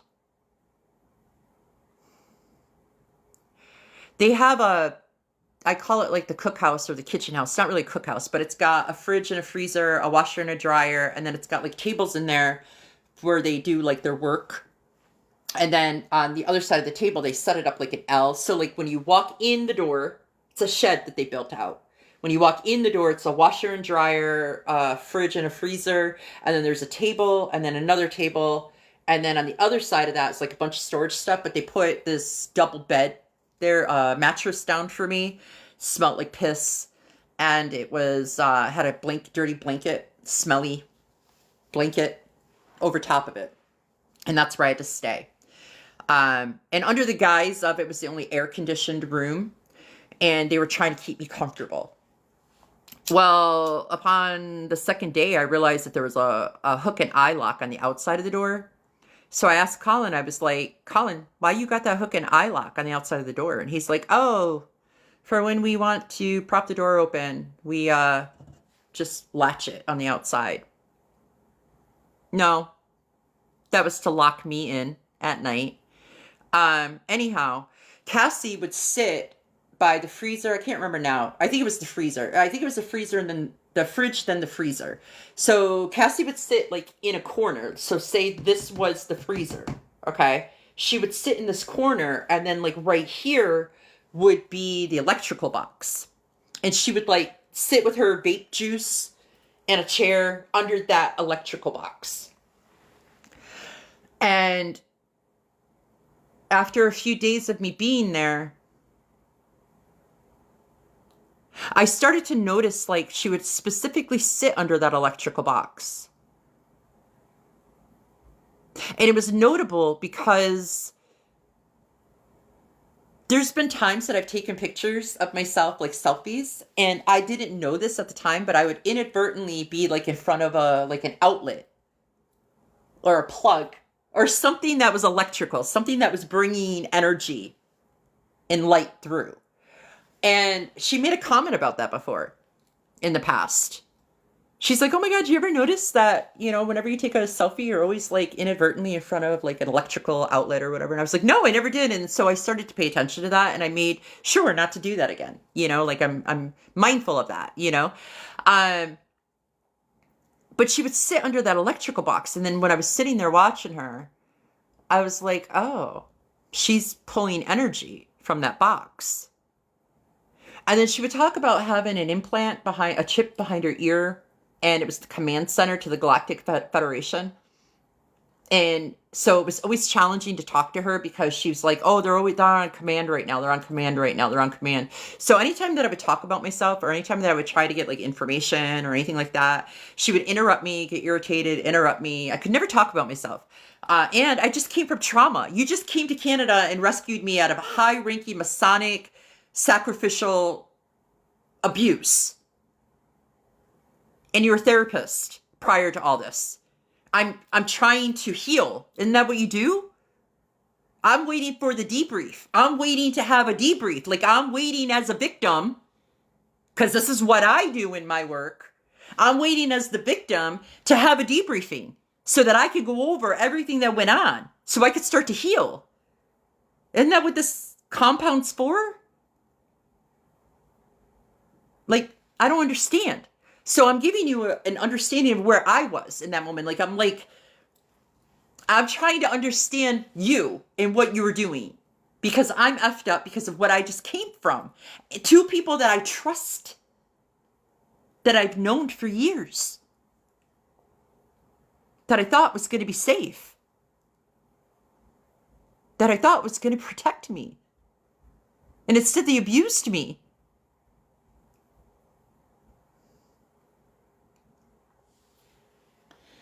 So she would sit in front of this electrical box, talking to the Galactical Federation. By the time I got there and the things that they were talking about, it was too late. It was too late. I was already there. I was already trapped. No resources, no way to get out. Had no idea really where I was. My phone would never work. I couldn't get on any apps. I couldn't get a hold of anyone. Couldn't get on Facebook. I couldn't do anything. Couldn't get into email. The only time I could is when I left the property, and that was rarely. They rarely gave me opportunity to leave the property. And then when I would, my phone would just, everything would come through, and I'd be crazy trying to hurry up and message people. Help, help, help. And then I sound like an idiot because I only got 10 seconds to send something out.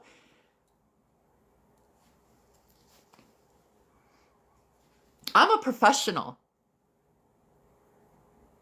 in what I do. I've been vetted by many grassroots organizations all across Turtle Island. So if these bitches got me, I feel so bad for everybody else. Because y'all don't even realize how the psychological warfare of all this. This is a spiritual battle. This is spiritual war. They are demons. They're absolutely demons. And I'm going to give you story time about that. So she's sitting there in front of the thing and talking to the Galactical Federation and shit. And she would say, oh, I get these headaches. And I'm like, well, maybe because you're sitting under the electrical box, dummy. What do you mean? Well, you're sitting there with your vapor under the electrical box. That don't make no sense. And I always sit here. I get charged. I always sit here. This is where I always sit. I probably got brain cancer. I probably got a brain tumor. Delete, destroy, and uncreate that. I probably got this from sitting here. Lo and behold, guess what she's got? Allegedly. You know what she's got?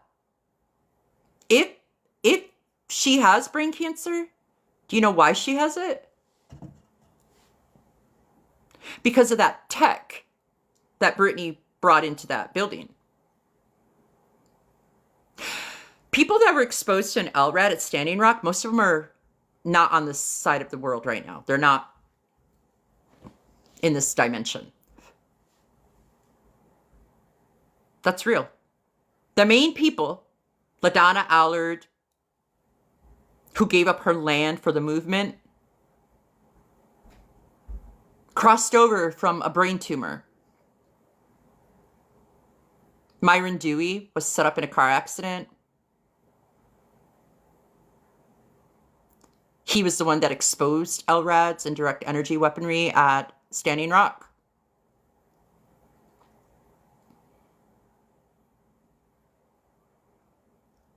There's a lot of people that got sick from that LRAD, direct energy weapon. And when you mess around with things that you don't know about, no matter how smart you think you are and how much research you do, when you're cheap and you have no money and you buy these fifth-rate technological things. You know how I know that there was something in there? Because not only would my phone not work, but my brain was scrambled. I'm sane. I've had therapists tell me, I don't know why you're here. I have a 147 IQ. I counsel people to be the best version of themselves that they came here to be. I help people to walk in a good way. It's my job to be balanced and calibrated.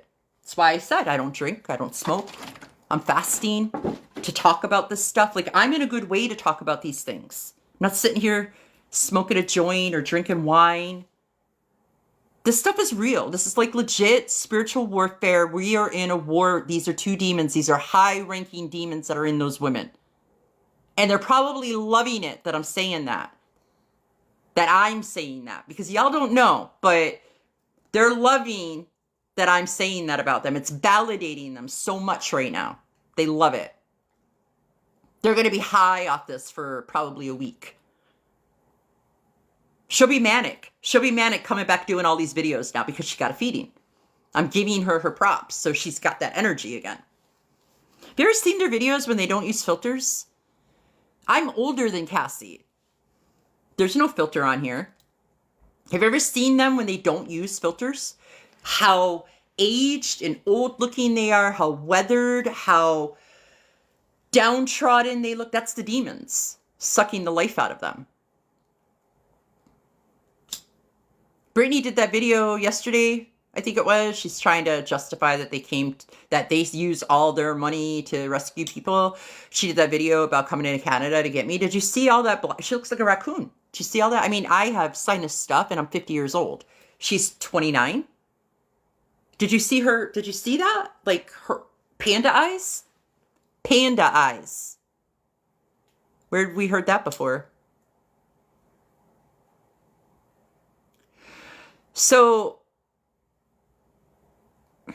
I don't know where to go now. I'm getting there's a disturbance in the force. Let me take a look at the comments.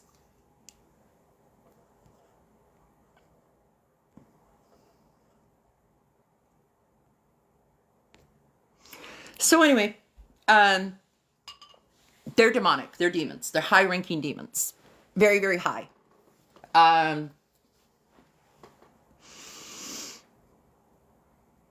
So, of course, Brittany wouldn't care about whatever kind of technology she had in there. So I'm going to circle back to that, but let's go back to why I think they had some sort of direct energy weapon inside there. They kept having issues with the electrical in that building. Only that building. They left me alone in that. This was their hangout spot. This was their clubhouse. This is where they smoked their weed, smoked their cigarettes, hid from the kids. They never interacted with those children. Never. Josh always had those children. And I thought it was really weird because, like, I was very involved with these kids prior. When I came to that compound, they kept them kids from me. Kept Josh from me. I had a nice relationship with Josh. Josh is probably one of my favorite people. He's a very sweet man. When I saw him, when I got to that compound after I saw him the last time in Minnesota, he had no soul. His light was extinguished. He was a zombie, a shell of a man walking around, taking care of children. Very loving father, very doting father. But he was a shell of a being. I never saw them with their children. Never saw Brittany with her kids. And she even discussed that. She even said that she had issues with that. Well, psychopaths do. I was raised by one. So psychopaths cannot bond. They cannot bond with their children.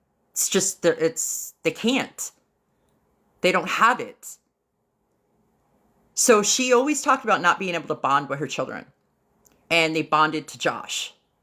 And pretty much she let Josh raise them. She was just the vessel to have those children. What kind of people do that work for women and children? Do you know what, and this isn't, I'm not trying to flex. I'm just trying to give the contrast. I can't even step outside without a child finding me, finding my light. I go to the grocery store, minding my business, in and out. No, kids will come right to me. They will come up out of aisles when they see me walk by. What kind of person that works in recovery, rescue and recovery for children, don't want to be around children? Can someone explain that to me? I would really like to know how that makes sense. Those children should have been with me to heal. Those children should have been all up on Auntie. Children are healing. They heal people.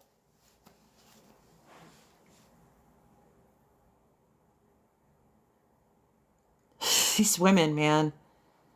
As I'm talking this out loud, this is like when I go to therapy, I need talk therapy. I need to get out of my head and speak it out loud to hear it. So I appreciate this because some of the stuff I'm saying for the very first time, and I'm saying it to you all.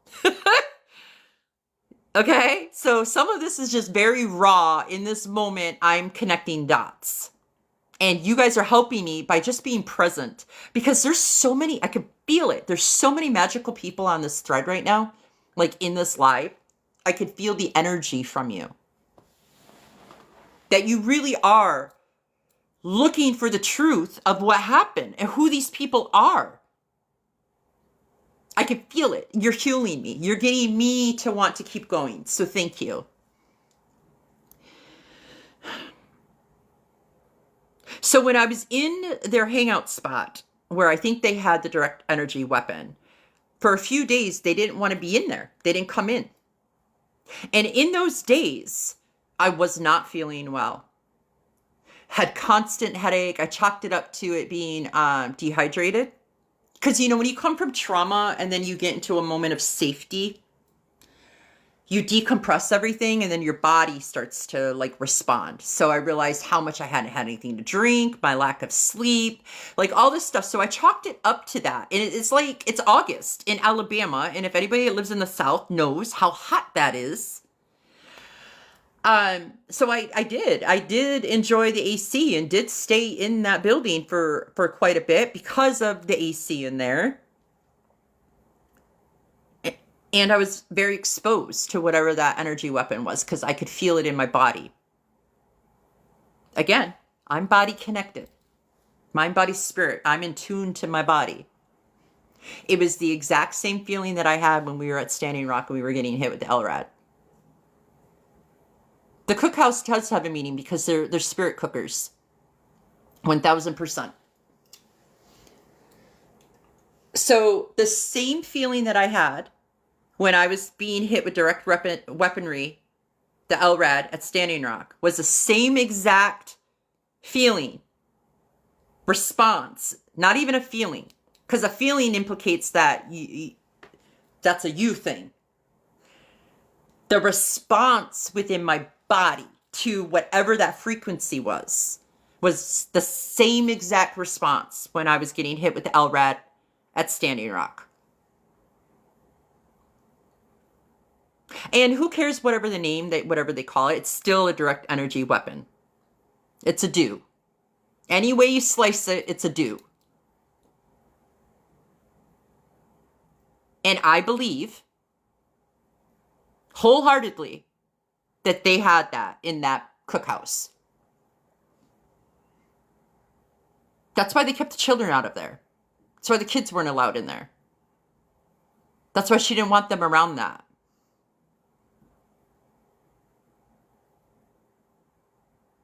So, if Cassie has a brain tumor and seizures, it's because of that.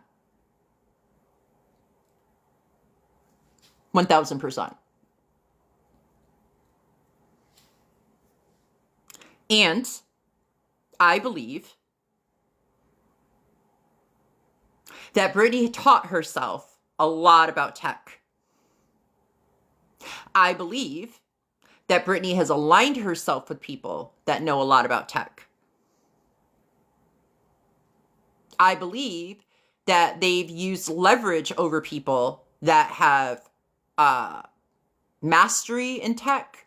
I believe she intentionally targeted people like that so that she could have leverage, so she could have accessibility to that technology. Not just the do, but things like screeners for your phone, being able to delete your text messages on your cell phone, to be able to delete your emails without you even having to open up your laptop, to be able to make phone calls from multiple numbers to act as if they are a whole bunch of people, to send text messages from multiple different IPs and different numbers, robocallers at the time, robokiller, robocaller, whatever that is, where they can just generate different numbers. I believe Brittany and Cassiopeia have recordings of things, but it's Cassie's voice in a different tone. It's Brittany's voice in a different tone. I believe that there's voice alternators that they use. So some of these audios that they have, this is why you always do video. That's why you always do video. Well, not now with AI, but back then. I believe that the audios, she has voice things that they created these. What else are you going to do on a compound when you got nothing to do and you're believing all your own delulu? Oh, well, if we just make this content real quick, people will buy it. The FBI agent will buy it. A lot of this, it's speculation. I'm just theorizing. But if anybody, I want to see what you guys are saying. If any of you have anything to add to that, I'd love to hear it, or I'd love to read it. Thank you, Kelly Ann Lear. Thank you. Nadine, yeah. But textbook, Nadine. Textbook. That's the part that got me. I was like, how did I miss that? How? Psychopaths, man. They know how to manipulate and lie and deceive.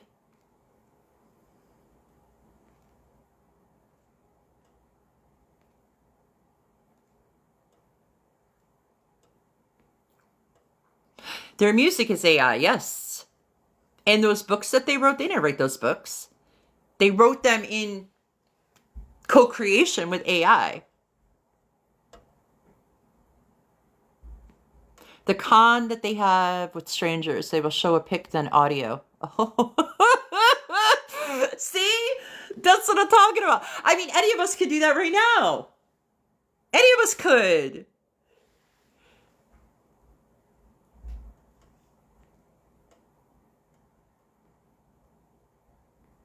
Remember when they asked for $350 for their electricity? Oh, okay. So I just saw that video today. Here's what's interesting.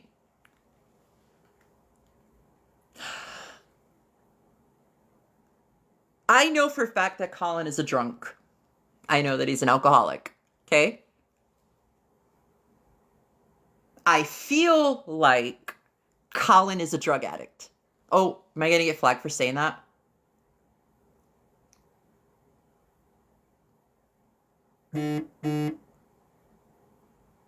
Okay, I think we're good.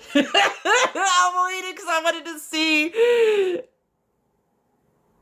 Everybody could still see me and stuff, right? I'm still learning the words that you can't use. You all could still see me and stuff? Okay.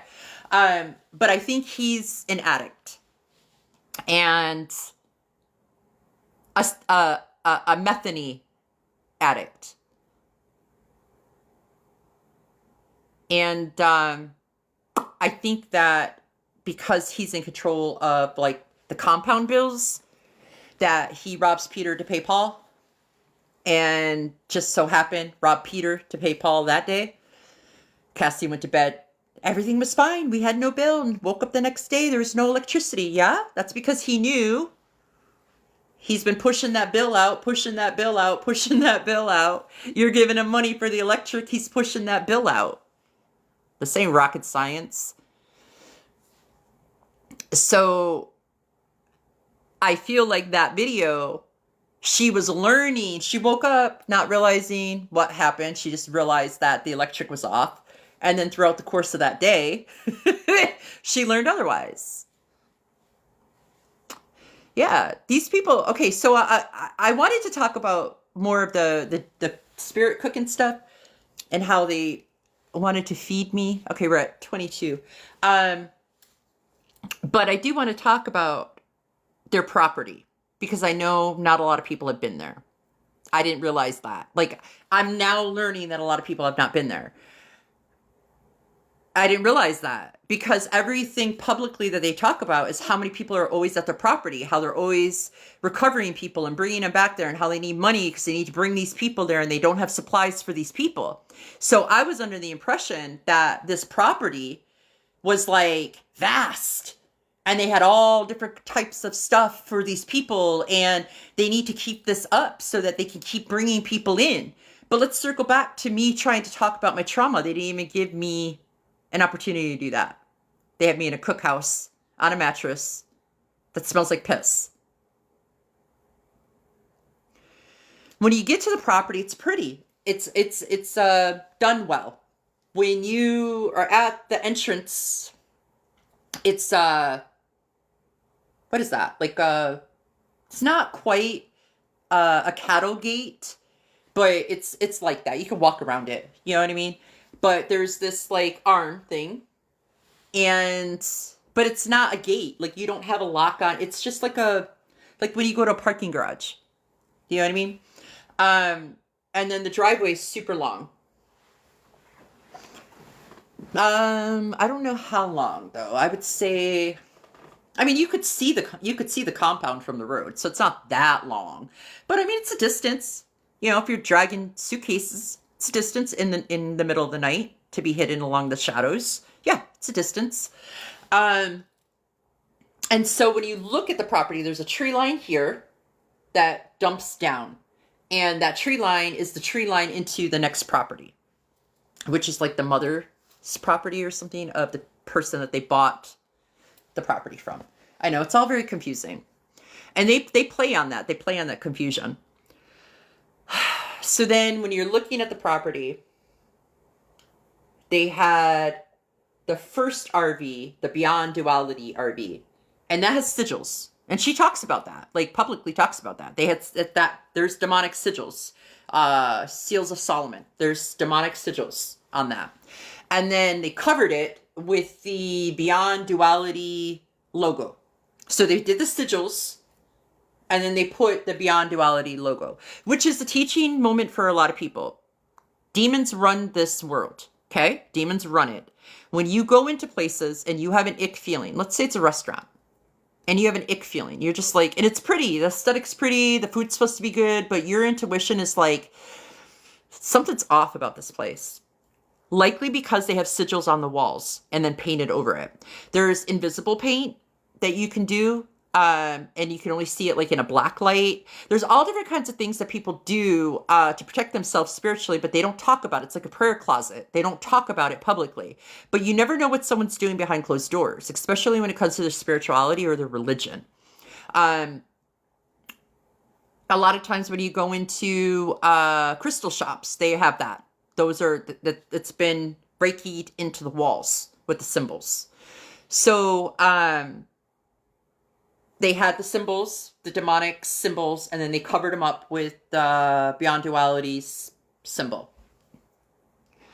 So that's what you see. That's the RV like this. The driveway continues. The RV is this way. And then behind it, going this way like an L. So Cassie's RV with the Beyond Duality. And then going this way is Brittany's RV. So they're like L'd up to one another. And there's a big tree. Cassie's, Brittany's, and then there's like a platform that they built up, that they had like a barbecue grill. They had a picnic table. All the cats were always. And then to the left, they had a goat pen. And then like an open shed area, work spot. And then another fencing for the goats. Or no, those were the chickens. Sorry. The very first pen was the chickens. And then in between that was like an open workshop shed thing. And then on the other side of that was the goats. And then, so it was Cassie's, Brittany's, the built up platform, and then the cookhouse. So it was kind of like that. And then the cookhouse had a couple stairs. You pulled the door open this way towards Brittany's RV and you walked in. And when you walked in, it was the washer, the dryer, washer and dryer, and then the fridge, the freezer, the spot where Cassie would sit, the tables, and then the mattress on the floor for me. And then on the other side of that, if you came out of the cookhouse, across from the chicken coop, the shed, all that, was a fire pit. And it was done really pretty. It was painted. The rocks were painted. But when you look at it closer, there were sigils on the rocks. And the way that the buildings were set up, the cages for the animals, and where the fire pit was, when you look at it from what's that called? Look up at it from top down. It was an altar. And then she had one of those big wooden spools that people use for tables sometimes, but it was big. It was like 3 foot high, 3 foot across. You know, they use it for like wire. They would put like copper wire around it or whatever. They had that. And that was where they would sacrifice chickens. Or a goat, allegedly. And there was blood and stuff on it, like dried blood and stuff. And that was set up in accordance with, so like on the ground, when you're walking around, you wouldn't have noticed that that's like, it does feel like there's a certain flow to it, but you wouldn't have noticed. But when you look at it from a bird's eye view at the scene, it's completely an altar, 1000% an altar. Even the way they have the chairs set up. Yeah. It's a compound. It's a cult compound. Remember David Koresh? Think like that. Cable reels. Yes, tricks. See, Katie, you know. Why are they making videos about eating hamburger meat? Did they just recently post that video, or is this something from the past?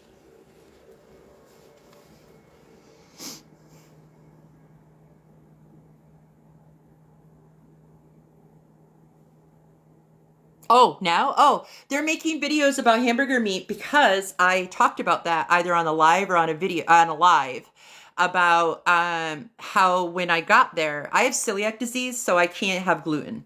And so I have to, be careful with things that I eat. So I don't eat gluten. I don't eat GMO. I don't eat bioengineered products. Everything I eat is organic. For the most part, I do fasting. And then when I am hungry, it's always going to be like a high protein type of way of eating. This is just what I do. So they know that. And I already decided I was going to fast while I was there. Because everything that I just came through, the Lion's Gate was 8-8. There was just like, I was like, I'm just going to fast because then I could have better clarity. Well, I started to get hungry. And they make food in Cassie's RV, whatever. And I think it was like the second or third night I was there, and they were like, you got to eat, and we're going to make you a special meal. Let me back up. I might have my times wrong, so please forgive me if it's off, because trauma, the details of the timeline. But one of the nights, I went to bed early. It was like one of the few first nights that I got there. I went to bed early inside the cookhouse, and they were all out by the fire pit, and they were out there really, really late. I get up the next day, and Brittany's like, oh, I'm so sad. I was like, why? She's like, I got up today, and one of the chickens was dead. And I was like, what? And she's like, yeah, we came out, and there was one of the chickens, there was an issue. And I noticed blood specks on that spool. Maybe I didn't notice them before. And I know they sacrificed a chicken when I was in. I know that. You can't tell me otherwise. I know they sacrificed a chicken that night. I know they did. I've been around this stuff way too long. I know they did. So I think it was the next day. They probably put blood from the chicken in that so that they could do a spirit transfer. So the next day, they have this like hamburger meat that they're making, and they're like, we made you one separate because we didn't know. I think it was like hamburger and macaroni. And they're like, we didn't know if you could have it or not, so we made sure to make you your own. And so I go into Cassie's, and it's weird. They're all like, even the littles, they're all like watching me. Like they all know something that I don't know. And I'm like, and you always look to the kids. Whenever you're in doubt in any situation and you don't know what's going on, you're disoriented, look to the children. How are the children acting? What are they doing? So I looked to the littles, and they were like, and I looked to the older boys, and they wouldn't even look at me. But they were hanging around from their room looking. Like, but then every time I looked at them, they would look around, act like they were playing on their video game. Oh yeah, eat it, get it, girl, get it. Go ahead, make yourself a plate. Take all you want. It's all for you. Okay. My creator's like, you better not eat that food. So I put it in the dish, and then they never invited me to stay inside and eat with them, or to visit with them, or any of that. Whoever it was, might have been, no, I think it was Brittany. She moved over for me to sit down. They wanted to watch me eat this food. I was like, oh, it's too hot. I'm going to let it cool down. I'm going to go out and sit at the picnic table and eat my food. So I knew they weren't going to let that go. So I went out, and those 20 cats are out there. They're starving. They have no food. So second I jumped out, second I came out, I start throwing that food out to those cats. And man, they came over. They started eating it right away. And I brought the empty bowl into the cookhouse, and then came back out and sat at the picnic table. Don't you know, lo and behold, here comes Cassie with her juice. She's always got this freaking bait thing, bubbler thing, that sound. I can't, to this day. See, that's how I know I was abused. To this day, I cannot stand the sound of those bubblers. Sets me off. That sound when you pull on it, whatever sound it makes. She come out with it. She's blowing her bubbler shit everywhere. What are you doing? Oh, I'm sitting here, just got done eating. She goes, oh, that was quick. I said, yeah, I was hungry. They look around, and they see the cats. She knew I fed it to the cats.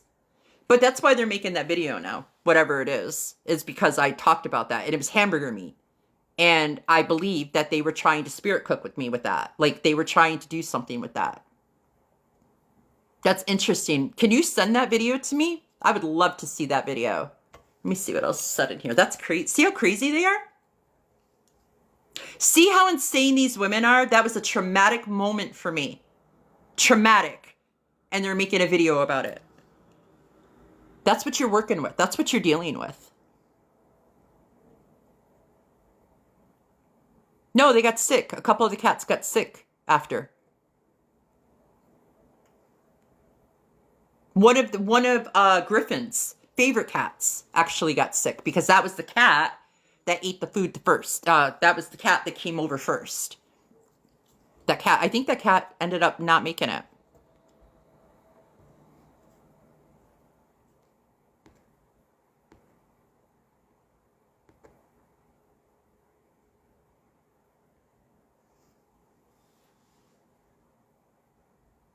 That's her way of saying you're not safe to talk freely on here. So disgusting. Um, okay, let's rephrase that because speaking is a spell and we command whatever it is that we would like to receive by our words. So let's change that to they're attempting to what's that word? Not really threaten, but they are like when you remind somebody that you got a power over them. You know what I mean? Like what's that called? There's a word for it. We got to start calling them out for what they really are. We got to use the real words that represent them. Intimidation it's an intimidation tactic, correct? They are creating intimidation, which is a part of exploitation, which is a part of manipulation, which is a part of what's that called? See, my creator don't let me I don't do these things. So my creator doesn't let me what's that called when you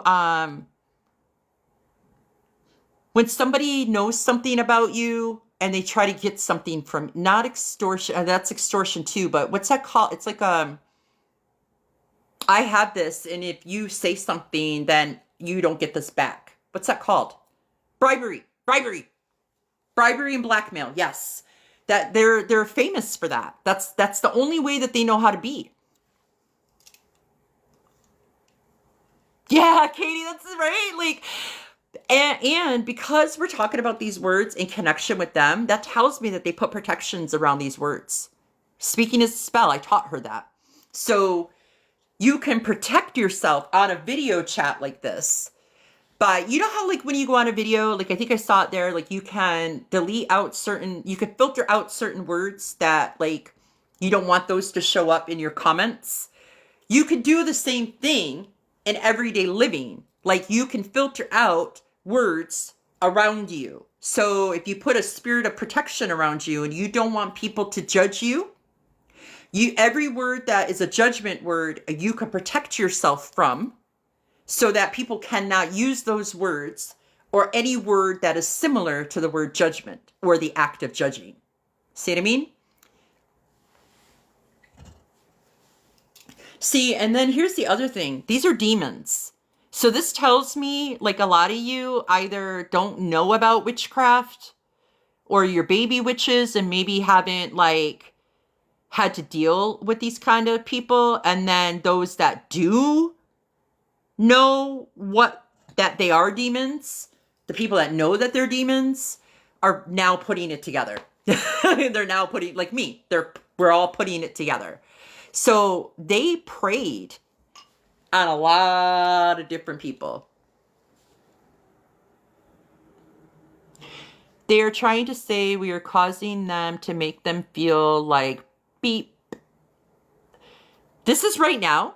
How you're able to see that? Like what is this, like on Cassie's live? Is she trying to combat me on a live right now? Is that what it is? She's trying to take the energy off this? Is it a live or is it a video? Oh, now I do got to plug this in. Damn it. I said if it got juicy, I was going to have to plug my phone in.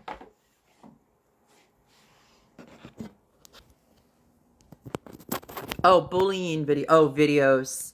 So, okay, so they're not going to they're trying to get energy is what's happening. Come on, phone. They're trying to get energy any way that they can. So putting out these videos. Okay, so here's another thing. She absolutely, Julia hit it last night. Cassie absolutely cannot stand when the focus is on anyone but her. She cannot stand it. So the best thing, see, this is where it's that catch-22, because the best thing to do is not feed them, not give them the platform, not talk about them, not pretend like they don't even exist. Do you know what I mean? But how do you do that and still get the content out? How do you do that and still get the truth to people? So I started thinking about that today. I chopped up with my creator and I touched on it a little bit last night. I feel like if we don't engage them, like we can go and monitor and watch their like live feed or their video, but as long as we're not engaging it, you know what I mean? As long as they don't get to see us engaging them, that's a start. It's a start. Once we get all of this stuff out there regarding them and everyone has come forward that feels safe enough to come forward, that's another thing that I'm doing here. I'm hoping that by me coming forward and showing the strength, the courage within, that I create a safe space for others to feel safe enough to come forward as well. That's my goal. So hopefully I'm doing a good job. Once everyone comes forward, we have to just ignore them. Once we have all the information, we have to block them on everything and not give them. But then it's going to be really challenging, especially for those that have been investigating. I mean, me too. It's challenging for me not to go on Cassie's page. I'm not going to lie, because I want to know what this crazy bitch is doing. You know what I mean? But then I have to sit with that and I'm like, do I really need to know? I don't really need to know. I know my truth and I know what I experienced and what I went through. And that's really all I'm here for, is just to share that with everyone, because these women have gotten away with this for far too long. And I'm not going anywhere with this. Like, I think his name's Sage888 or something. You guys really need to go, if you're not following him and you're not interacting with him, I feel like that masculine energy, he's that masculine energy that gives the feminine the support that they need. He's definitely that. And he don't play. And I feel like what he said earlier today about them in orange jumpsuits, that's where I'm at. Like, I'm not stopping until I see them in orange or black and white, how Cassie was. That's only county though. I want to see him in orange.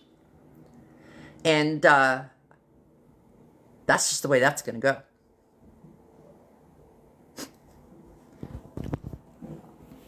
Desert Sage 8888. Absolutely. 1000%.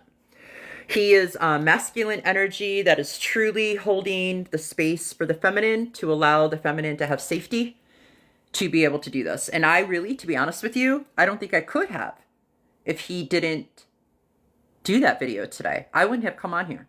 I wouldn't have felt safe enough. Knowing, and isn't that weird that like, once we get a little taste of real divine masculine energy in our sphere, how much that changes for us. He's holding that for so many women, and he's got his own woman and stuff. So he's got that too. She's a queen. So he's got that too, but he's holding the space for all of us because he's a true protector of women. He's really about what he's about. And you could tell, I can tell. He's definitely a safe space. And if I saw him out somewhere and I was in a situation, he would definitely be the person I would gravitate to. 1000%. And I don't say that about men. I don't say that about men.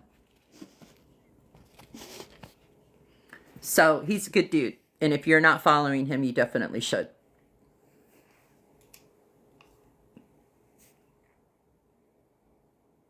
He saved her, like his woman, you mean?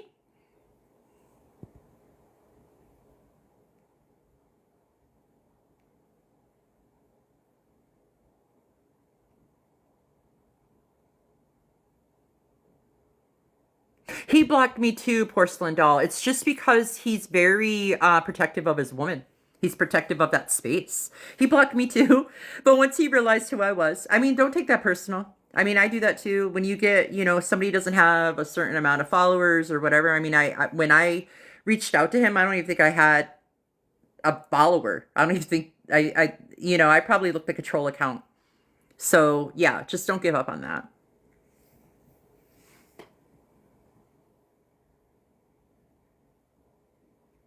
His heart definitely is in the right place, for sure.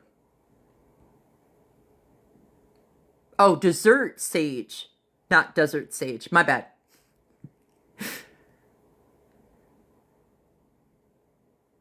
I don't care to know anymore. They are a broken record. Who? Cassie and them or me? Crystal. Oh, she's talking about Cassie. Yeah, they are a broken record. I feel like we all have to be a broken record though with this whole Cassie bit and Brittany bit. But like I had said to Louisiana earlier on one of her feeds, you know, it's the consistency, continuing to show up and not giving up on this. I would never have found any of these people if Louisiana didn't keep going, if Tamara didn't keep going. If these people didn't keep on the hunt, on the Scooby-Dooing of it, I would never have found this because I was off TikTok. Someone that I know that's following like the Epstein files and stuff saw a video with over like 10 million views, sent it to me, and it happened to be Cassie and Brittany crying about saving the children. Do you know, this person didn't know that I knew them. Like they just sent it to me because they were following the Epstein files. They had no idea that I knew them. So when I saw that it was Brittany and when I saw that it was Cassie, I was like, oh my God, are you serious right now? So I built a TikTok and I went and started looking at everything. All the stuff that I've been away from. And man, let me tell you, I felt so guilty. So guilty that I never said anything. I struggle with that. But that's the advocate in me. That's my own personal striving to do better as a human being, to walk in a good way. And I dropped the ball. And I apologize. I apologize wholeheartedly that I dropped the ball, that I did not step up sooner. But the story is so crazy. I didn't think anyone would believe me. But that's how that works, though. That's how these people do that. That's how abusers get people isolated. They isolate them. They create these situations so that if you do go to say something, no one would ever believe you.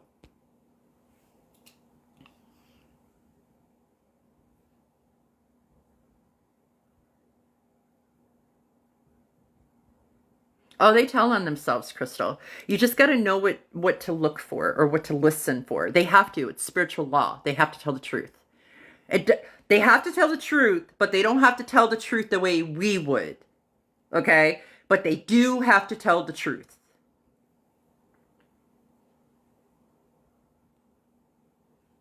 That's the other thing. Now with that perspective and that lens of awareness, go back and watch their videos.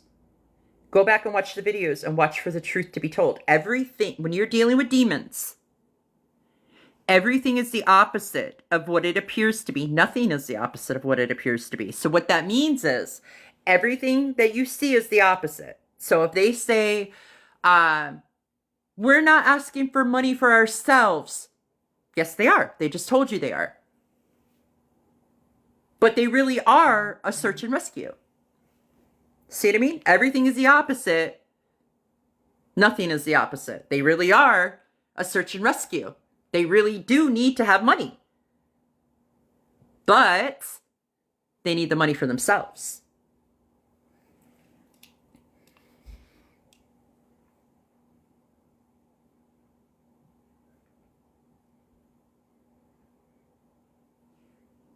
So I want to back up and talk about, I have not spoken about this out loud.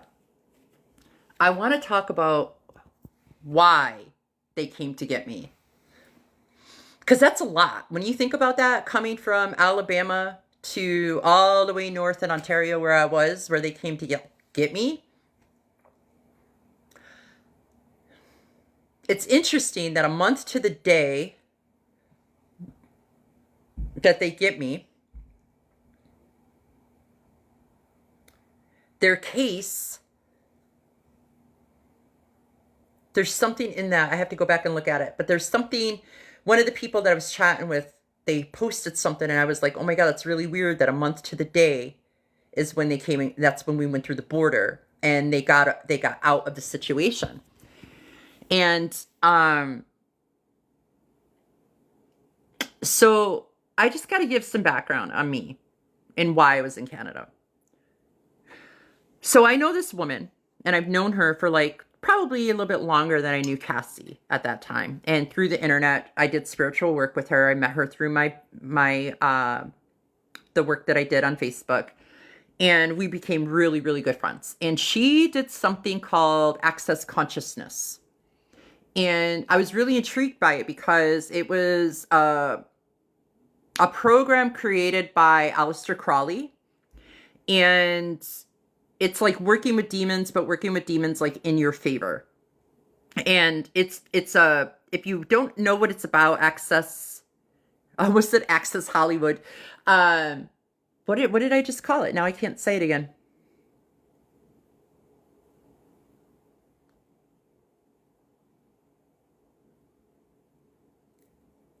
Access Hollywood, remote access. Those are the only things that are coming to my mind right now.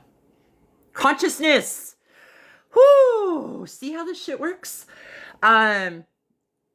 So Access Consciousness, and it's Aleister Crowley was the originator, not developing this program, but it's based off of some stuff around that. And if you guys don't know what it is, I highly go recommend checking it out because it teaches a lot about like demons and energy. And that's why I was interested in it, because I was a demonologist through the Roman Catholic Church when I was a child, also walking in the same way and traditionally in my culture. So I was always been interested in things like that because of the exposure that I had as a small child. And so I was like, oh, this is interesting. Let's learn about this. And this is also, Access Consciousness is about possibilities as well. So I was also drawn to that because I'm possibilities. Like I believe in people having opportunity to make good choices for the future generations. And I believe in like speaking as a code, like speaking as a spell, you know, that kind of stuff. So kind of all a little bit aligned to it, but I was just curious about it. And she was resistant. It took her 4 years to truly share it with me. So it's heavily guarded information. And now I know why. Because she is a part of a higher echelon of Masonic temple. And I'm not talking like 33 Masons. I'm talking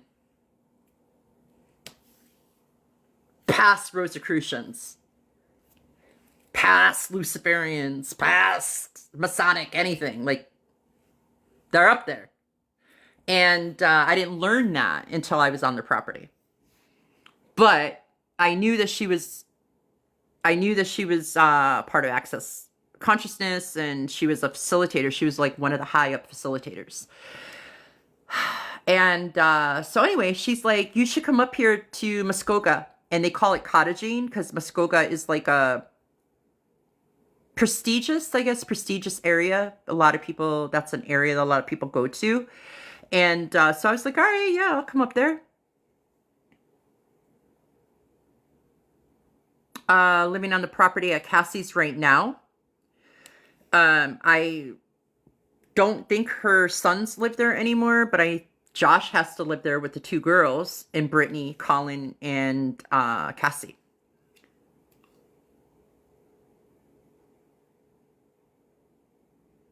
Oh, so Crystal, you know. Oh, and Kimberly. And Kimberly's on that property too. So anyhow, she's like, come out to Muskoka, blah, blah, blah. And I do. And I go out there, and the very first, it was 10 hours for me to get there. Planes, trains, and automobiles. It was a real effed up situation when I got there. When I got there, when she picked me up in Toronto off of the train station, they were 3 hours late. They left me as an Indigenous person in one of the most racist cities in Canada towards Indigenous people with no money. I spent everything I had to get there, and she was supposed to like help me out until I got my next bit of money, which was alimony money that I was getting for a divorce process. And anyway, she got there, they got me, and she's like, here, take a shot. And I drank alcohol at the time. And I was like, what? She had these, like, in Canada, there's different stuff. So I always like to try new things because when you're in a new country, you get to try cool shit. So she had, like, these little shooters, and there was, like, different ones, like Sunset Beach, and, like, just all kinds of, like just little cute little novelty things. And the first red flag should have been, why is she driving? Why is she traveling 3 hours with alcohol? So anyhow, and then she brought me water from her spring. Oh, I brought you magic water. Magic water? Can I just get a can I just get like a Fiji water? Like magic water. So I was like, all right, start having some of the water. I start to feel weird. And I thought it was just from the alcohol because it was the first time I drank alcohol in like 6 months. So I was like, maybe it was from the alcohol. You know, I'm in Canada, different potency of the alcohol, what have you. And by the time we got to her house, I was loopy. Like, and it wasn't alcohol. I mean, at that time I was doing double finger mezcal. So I could handle my alcohol at that point. Um, 6 months before that, I took a 6 month break to let my liver like kind of heal itself. And but yeah, so I mean, I'm used to alcohol. These little 1% little shots, no matter if you're 6 months sober or not, are not going to impact me the way I was feeling. I felt like somebody roofied me. And then we get to her house, and it's weird. The energy's weird. You walk up the stairs to her house. It's a beautiful home. It's in Canada. It's like a $750,000 house, but in the States, it would be probably like a $300,000 house. And you walk up the stairs to the main aspect of the house. It's very remote. It's on like a bog, a marsh thing with like a little floating river through it. It's very pretty. Bracebridge was nearby, which is interesting because one of the places nearby is the same place that's in Alabama nearby Cassie, the same name. Anyhow, so by the time I get in there, I'm feeling loopy. And she had them make this food and like smoked salmon and cream cheese and like this beautiful spread. The house is gorgeous. This beautiful spread in the kitchen, open area. And I'm sitting there and they're like, oh, we want to do shroomies. And, you know, I've partaken. And I'm like, oh, yeah. They're like, I go, the first night, you're really hitting me with it. And they're like, yeah, we have this shroomy and it's called PENIS Envy. Blue PENIS Envy. And I was like, oh, all right. And they wanted to make sure that I was actually taking it. So I chopped it up and I boiled it up and made it into a tea. And they wanted to watch me drink this tea. So I did. And then within 45 minutes, next thing I know, I was energetically, not physically, not like in real world. Energetically, I was subdued on a pull-out couch in their basement. I was locked in. Locked here, locked in my arms, locked in my legs. Couldn't move. Physically, I could not move. Energetically, I was under some kind of restraint. And so I've done shroomies enough to know, I've done mushies enough to know that I don't respond like that. Mushies that doesn't happen to me when I do mushies. No matter what strain, no matter what time of day I do them or did them, I don't do them anymore. I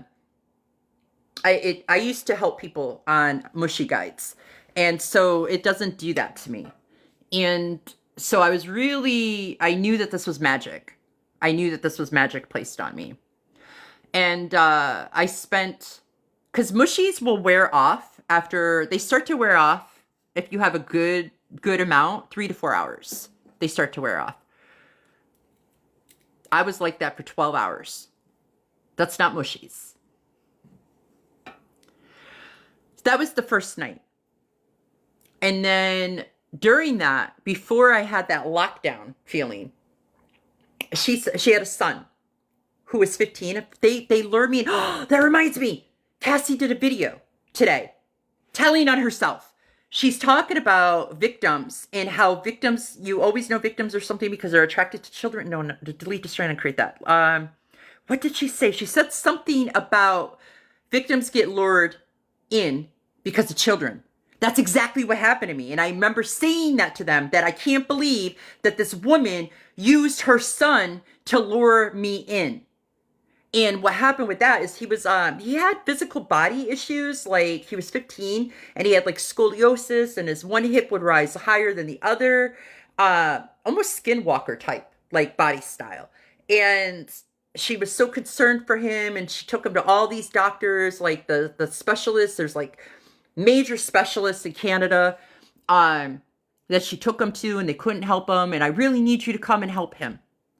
And I'm like, I don't know if I can help him with that, but I'll definitely come and be a support for you and help you to advocate. And so she was trying to play on the Cassie bit. Like, that would work on Cassie. In the ego. Oh, you need me to come save him? Okay. No, that's not how that worked for me. So she used her son. And up until now, you got to remember, I knew this woman via video chat for 8 to 10 years. So they would have me on a laptop while they're cooking. He would go by, tell me about his day at school, like what his friends were doing. Like I was virtually a part of this house, a part of their family. She would have me on video calls, going for trips, driving. Like, I mean, we were besties. This is my best friend. And so she used her son to get me there. And Cassie posted about that, a video. That's what they use. They use children to lure you in. There is no children at Cassie's. The only children that are at Cassie's are her own children and her grandchildren and whatever children came with the people that came there to bring them money or supplies. So that night, though, before I got subdued, she's like, the boy is asking for you. He's having an issue. And I go, did you give him mushies? And she's like, oh, I think he did take some. And he's 15. And I was like, what? What? Are you crazy? So I come up the stairs, up to the main level, and I go down the hallway to her room. And now she's followed me in. He's in the corner of the room in his boxer shorts. And as I come in the room, she comes from behind me and gets back into her bed where she's with her boyfriend. Now she's in a bathrobe. And her boyfriend is already in the bed. Okay?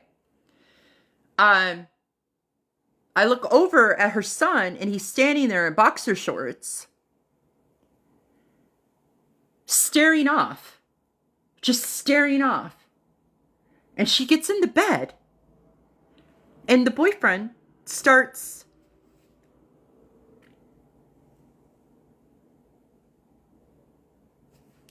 on her. So she's backed up to the boyfriend on the bed. The son is in the corner, right here, in the corner. She's on the bed. The boyfriend's behind her. And he starts stuff with the son standing right there. So I grab him and I take him outside to get him air. I'm like, what is wrong? What are you doing? Are you okay? What's happening? And he goes to me, he goes, I don't know what's going on, Auntie. He's like, oh my God, I'm so scared. And we're standing over the railing.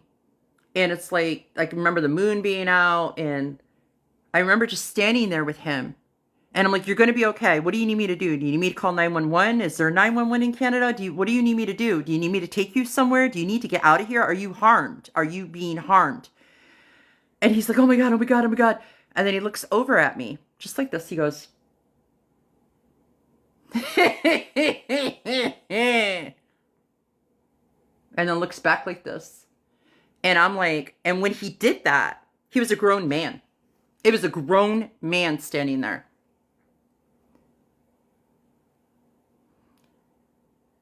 So I'm like, I can't deal with this.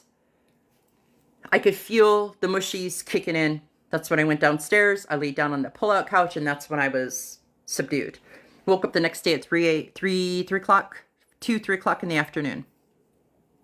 And nobody was up. And everything was like, it was like being in a vampire house. There was no movement, not even the cats. There was nothing. And to back up, that night when I first got there and they had that whole food spread out there, the cats were on the counter eating it. And then they were eating it while the cats were eating it.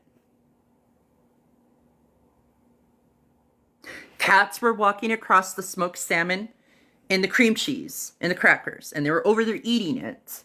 And then the humans were taking crackers dipping it in the salmon and eating it. The exact same salmon that the cats were sitting there eating. Those cats were their familiars. They treated them like family. They treated them like human beings. They were their familiars. And when I said something, they were like, what? What are you talking about? I go, the cats are on the counter eating the food. They're like, what cats? What cats? They said to me, what cats?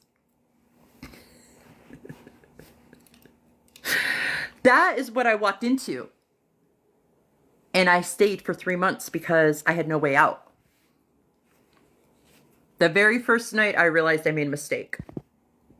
And that's another story, what I went through that night under the mushies. There was Lilith and Eve, and it was a whole battle that went on. And she always talked about being Lilith incarnate. Always talked about possessing Lilith energy and all this stuff. And how I have this Eve-like grace, she called it. Anyhow, that's what I was dealing with being there. And so needless to say, after that, she kept her son away from me. They would travel down to, it's outside of Toronto. And if somebody told me the name, I would probably, if I looked on a map, I would remember it. But it's this like suburb of Toronto. And they used to go there all the time. That's where her boyfriend lived. So he would come up on the weekends to cottage at her place. And then during the week, they would go back to his house. And her son would go to school down there. So she just kept him down there. He stayed with her oldest daughter. And he just stayed at her apartment. He would come back, because it's summertime. He would come back like for a weekend if there was something going on, but she would not have us around one another after that. And yeah, it was really messed up. And so they were getting me ready. So she would take me to get my nails done. I don't do my nails. She wanted to take me to get my nails done, my feet done before the Lion's Gate. And I was like, I don't really want to do that because then I have to keep up with it and I don't have the money to do that, nor do I care to, blah, blah, blah, blah, blah. She insisted. And then like 2 weeks later, she's like, oh, I want to treat you. I want to get your hair done. Or I might have it backwards. It might have been the hair, then the nails. And she wanted to get my hair done. And I was like, I'm growing it out. I don't really want to do it. She's like, no, let me treat you. And then I go and get my hair done. At that time, I wore it platinum short pixie cut. So I'm unrecognizable, really. Like Brittany posted that video of like when they came to get me, and I zoomed in on it because she has this picture of her leaning out like this. And I remember taking this pictures as soon as I exited that lady's house. I couldn't believe these girls were there. And so Brittany's like, I was putting this stuff in the trunk and she took a picture. She goes, hey, Nikki. And I look because I had just bent down to pick something up. And I look. So I go like that at her.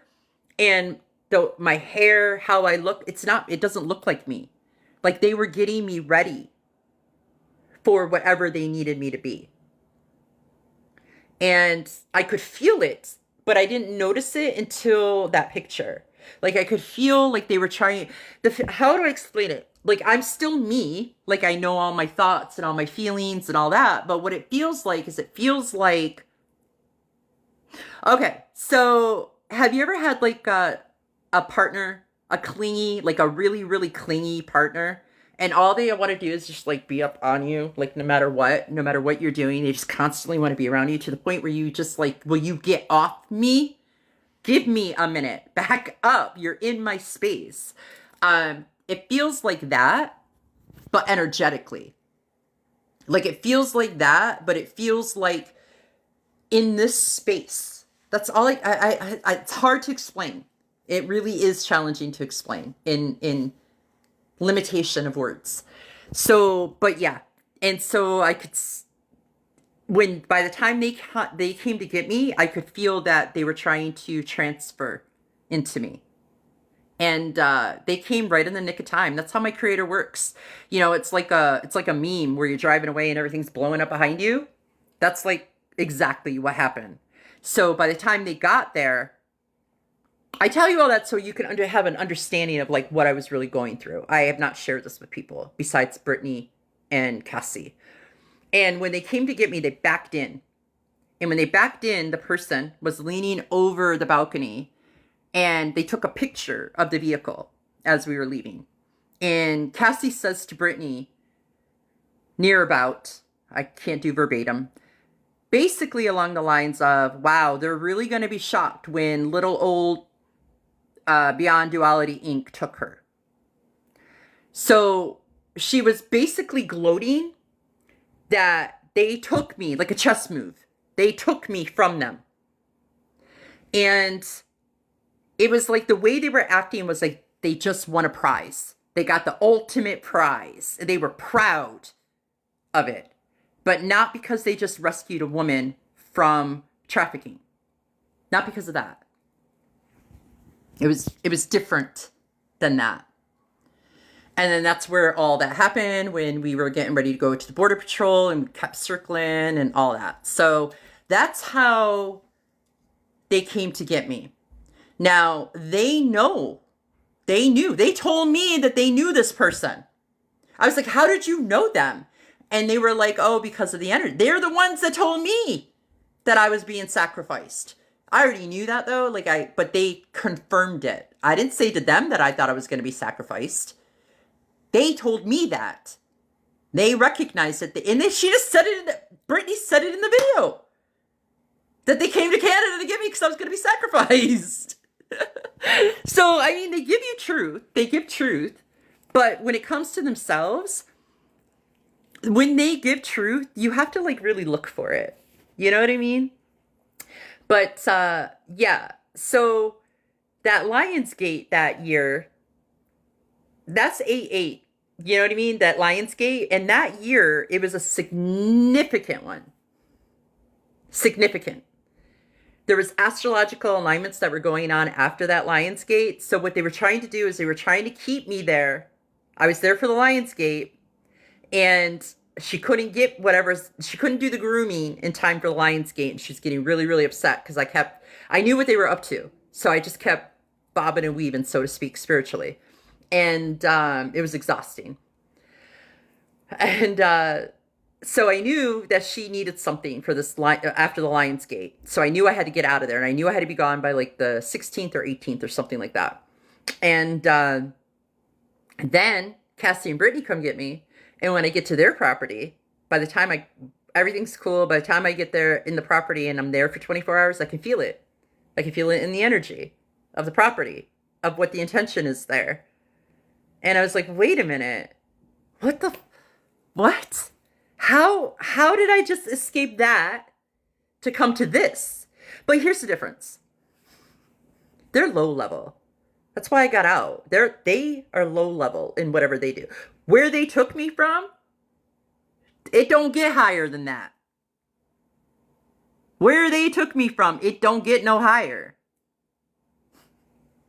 That's why they were acting like that. That's why they were like, oh, we just got the ultimate prize. Oh my God, they're never going to believe that we did this, that we got her.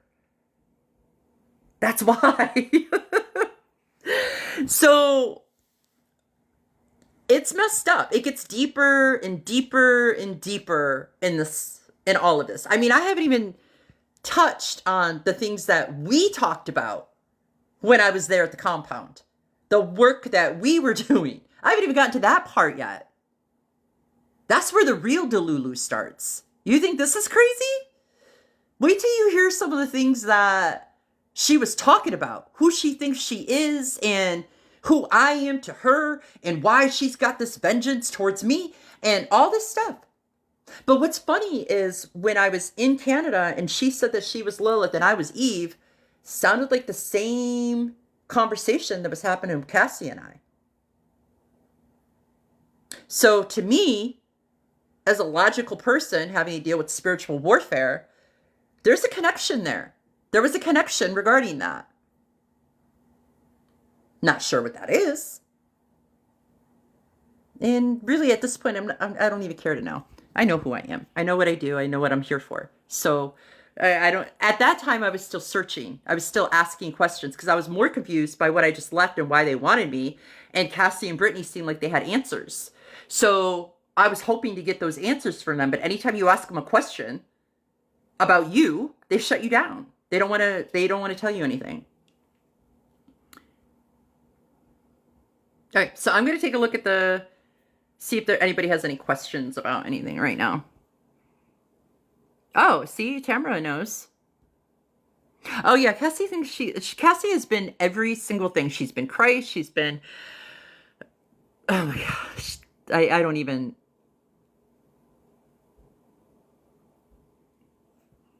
Kimberly 1000% is a victim, but Kimberly doesn't know that she's a victim. Same thing with Natasha. They have to have.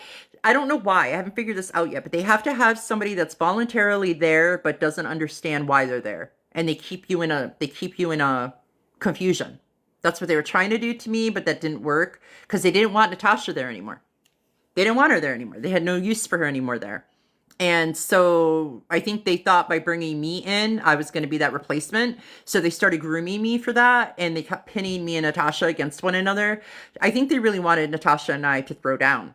And I have a background in things like that. So, I think they really needed that to happen, the energy of that to happen. And I refused. I was not buying into anything because that's not of me. They needed to take me out of my resonance. They needed me to be the old me, so to speak. And that's not who I am. And so they kept pinning her and I against one another, like creating like psychological stuff between us. But yeah, they need to have somebody there. They work in a trinity. That's another thing I do. You know, they needed to have somebody there that kept being spun. I don't know the purpose of that. Maybe one of you can enlighten me on it.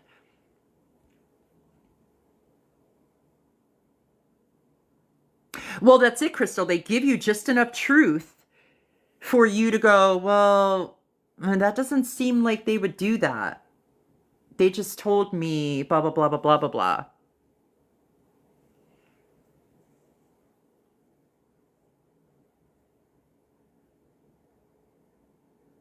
Um, I think that they kept those recordings for blackmail to use against other people.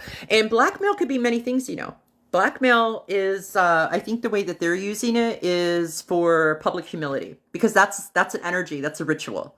You all know that, right? Like publicly humiliating somebody, even in subtle ways, like how they were doing it about the hamburger meat. Um, that's a public humiliation to me because I shared a trauma, something that impacted me in a negative way, and then they went and did a video about it. That's a type of public humiliation. Those are rituals.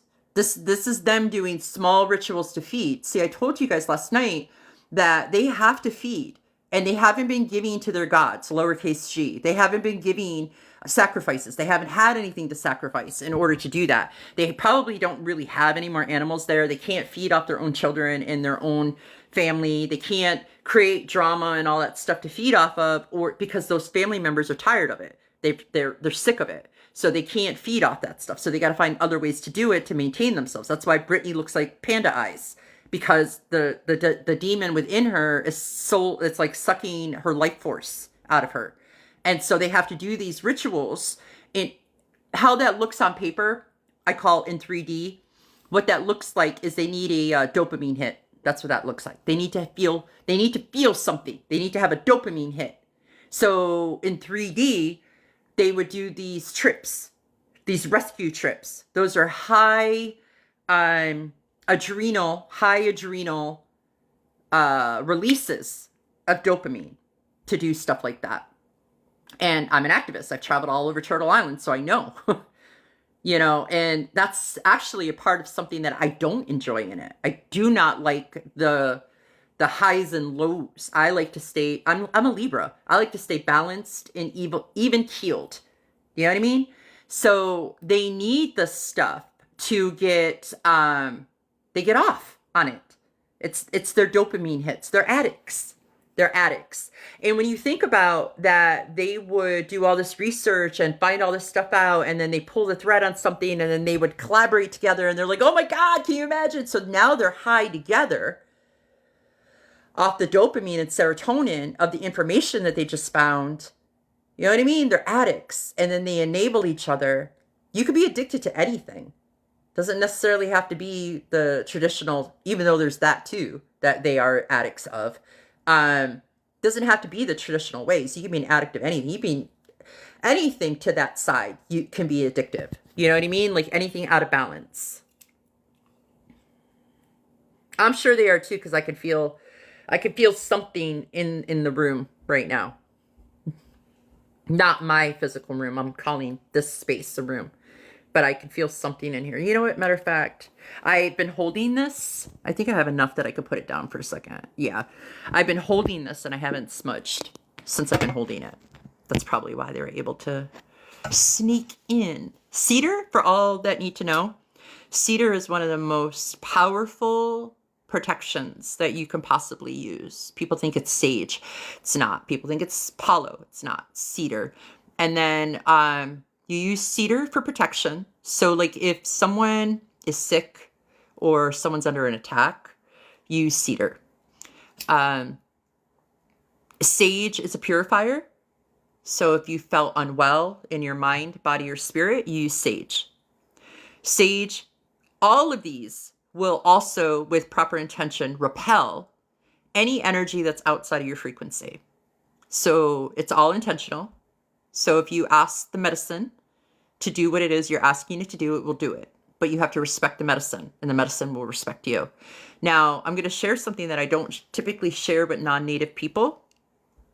Cedar, you can get, well, we get ours ethically sourced from traditional people. So we don't pay, you don't ever buy medicine.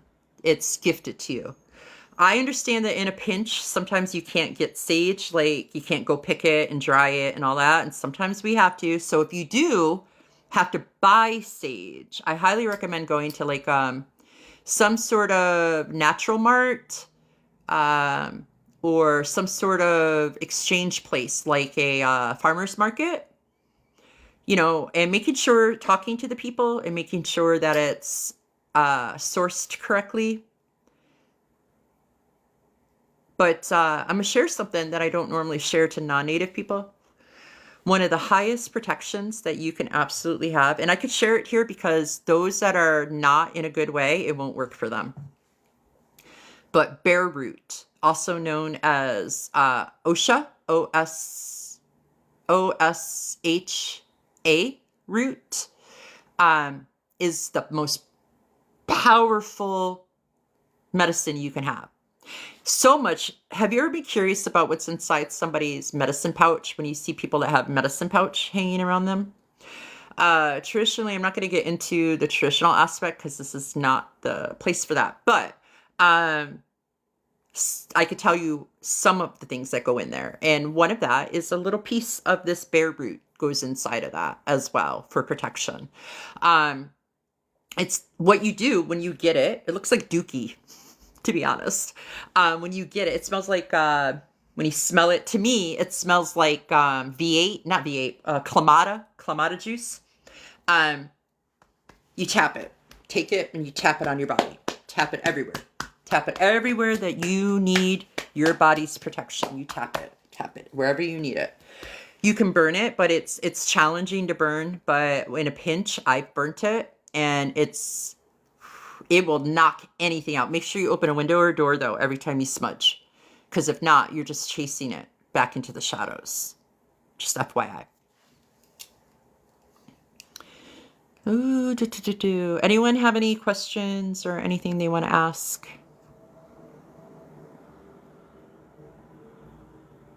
Told you talking too much was a seizure. Shut the fuck up. See? Yeah. Yeah, the hall. Is that what you call it before you get into the live? It's called the hallway. Is that what you guys call it? I'm still learning. So thank you for all your patience with old ass auntie over here. Thank you. They do get massive thrills out of it. And it makes me wonder, Mel Kells 24, if the voice recordings that they're releasing, I feel like sometimes it's them. I feel like they're the ones doing that.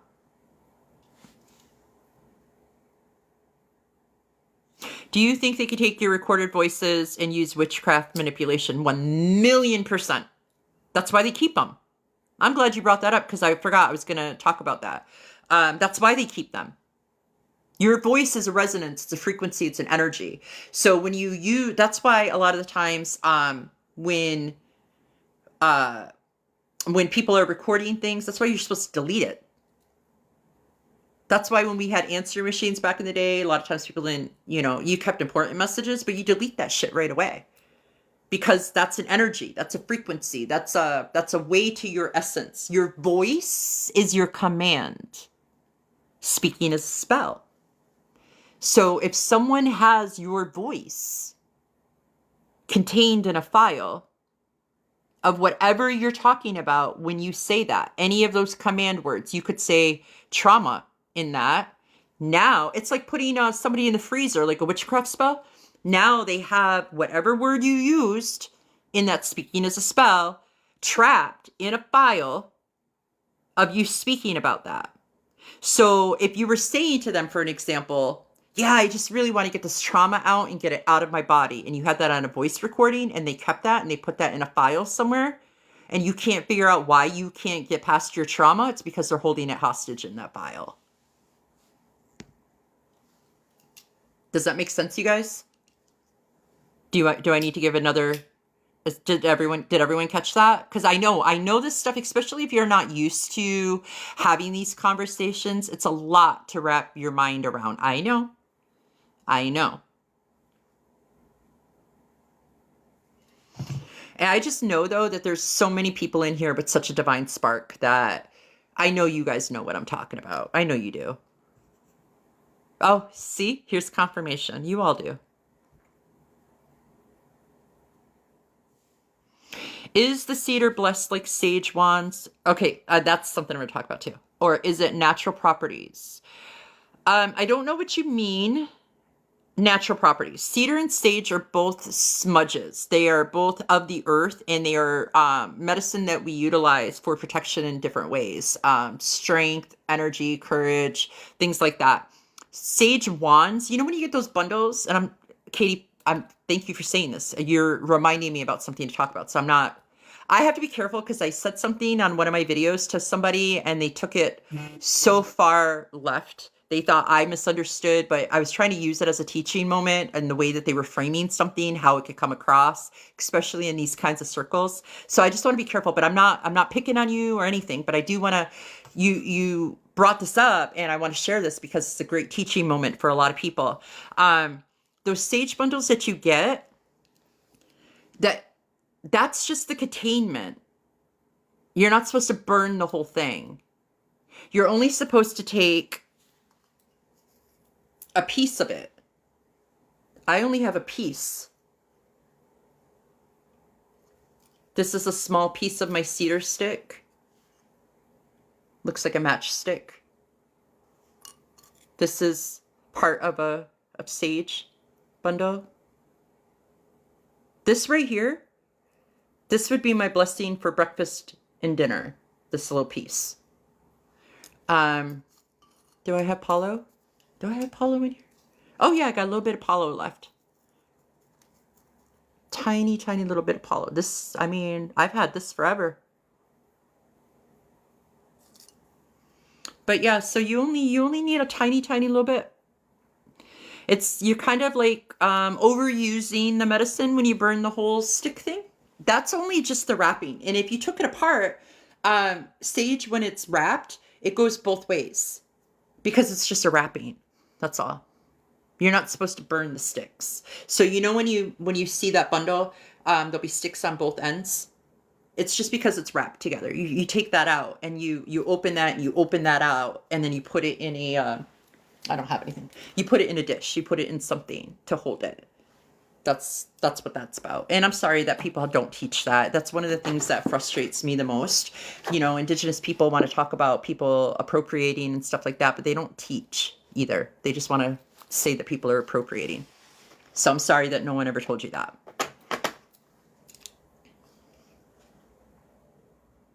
Yeah, sage is it's challenging to come by. I can't believe you just threw out a whole bag. Who saved your, she saved my life as a child. Who did? Katie? Who saved your life as a child? Yep, picking it and drying it. Make sure you leave a little bit of it though, so that you can scatter seeds. And there's certain times of the year that you could pick it.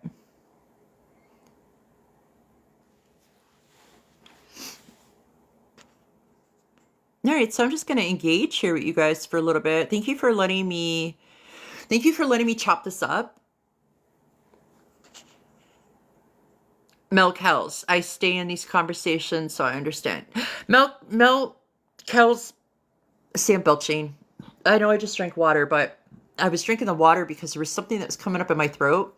And Mel Kells, I just got to tell you, I'm not trying to project, but you have an amazing spirit. Like you are spiritual. You know what I mean? I hope that you take that okay. Like I gotta be careful. I learned from that one person that you gotta be careful. Oh, okay. So you get what I'm saying then. You know what I'm talking about when what I'm picking up off you. Like you are a spiritual. I appreciate, and I really do feel like your presence here is helping to keep things at bay. So thank you. I appreciate that. Yep. Well, this thread, the people that are in here, like the people that are modding and stuff like that, they are divine sparks. 1,000,000%. They have divine spark. So this is the lighthouse thread. You know what I mean? People in, I don't know all the people in here, but because I've been busy talking, but you can feel the energy. There's been this like weird, maybe in the hallway, there's been this weird like oscillation of like people trying to find fault. Let's just say it like that. People that are looking for something to exploit. There's been a lot of that, but not in the thread itself. Just like, that's what I think you guys are calling the hallway. Yep, 1,000%. You know, there's one of the mods in here, Tamara. She actually was one of the people that really gave me the inspiration to kind of come forward, because our stories are very, I mean, they're not similar in the sense of like, they're not the same experience, but like she had her own sufferings and I had my own sufferings, but the verbiage and the energy and the way they are, you know what I mean? Like how, like what Dessert Sage 8888 said, you know, when you look at it all, that's why I'm trying to bring a timeline. That's why I would like to be able to publicly have all these people. That's why I'm doing these live feeds, so we can put everybody on here, so we can build the timeline. And when you look at it all, they do the same thing to everybody with the same exact script. Thank you, creator. It's the same exact script from one person to the next. There's some embellishment. There's some changes that happen in order to like connect with that one person. Do you know what I'm saying? Like things to like trauma bond with them. But their spiel, the lies, is the same. Nothing changes with them. Look at their property. Make that make sense. For 6 years, you're on this property and you're trying to build it up, and you have people, Tamara, people coming with resources and bodies to help you build it out, and you don't want it?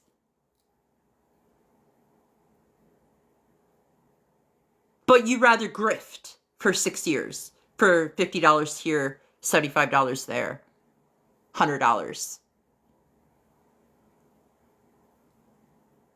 Julia said something last night that really, I mean, apple don't fall far from the tree.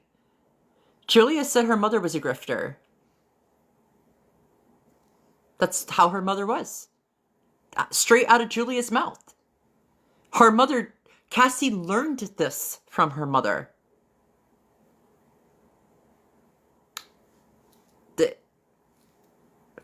And now she's teaching it to those babies.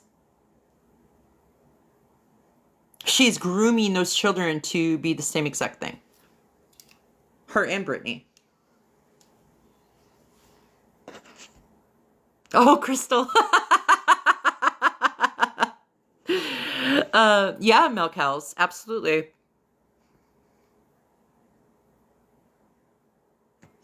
There's a lady.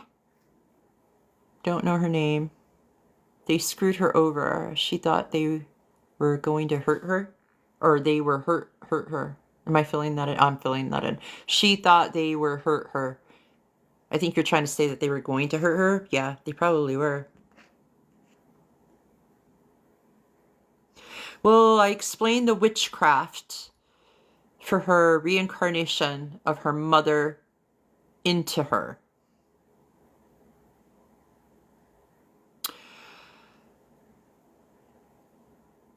Yeah, that's me. I stayed with them for 3 weeks. They were going to sacrifice me. Is that when she got crazier? Okay, so I feel like when her mother crossed over, okay, I have to be real careful about this because death is a beautiful thing. First of all, let me say that. Second of all, I've been a death doula. I help people cross over because I'm a death walker. I've crossed over numerous times to come back. That's how I have this information. I've crossed over and come back with it. So when we lose people, the grieving process, I'm sure you all are aware of this. This is just reminders. When we lose people, the grieving process is different for each and every person. However, when you are grieving, it's a frequency and an energy when you grieve. And it's the frequency of grief. So when you grieve, depending on like heart space wise, when you grieve someone, you can take that into you and you won't ever be the same moving forward because something feels missing from you. Do you know what I mean? So you're forever mourning that. With psychopaths, when they're grieving the lack of what they no longer receive. It can look like they're grieving that person, but they're grieving what they're no longer getting from that person walking this planet. And so when Cassie was grieving her mother, she was grieving what she no longer would have accessibility to. And so what she did is she wanted that. And when you want and desire something so much and you have that spark, you can like literally take it in to you. And so I feel like she was grieving the loss of what she lost when she lost her mother. So she took that into her. And when she took that into her, she took in everything that her mother was, everything that her mother taught her, everything that Cassie thought she wasn't going to have because her mother was no longer here. She became through that. And her mother had gifts. You can't be a manipulator like that and manipulate in your entire life and not have gifts on the other side, from the other side of the spectrum. So I feel like when her mother passed on, she took in that as an initiation. I believe that she had a ceremony and she did that. But I feel like in that moment, she thought she was doing something honorable. But grief does crazy things to people. And I feel like after that, she started slowly to progress into what we see now.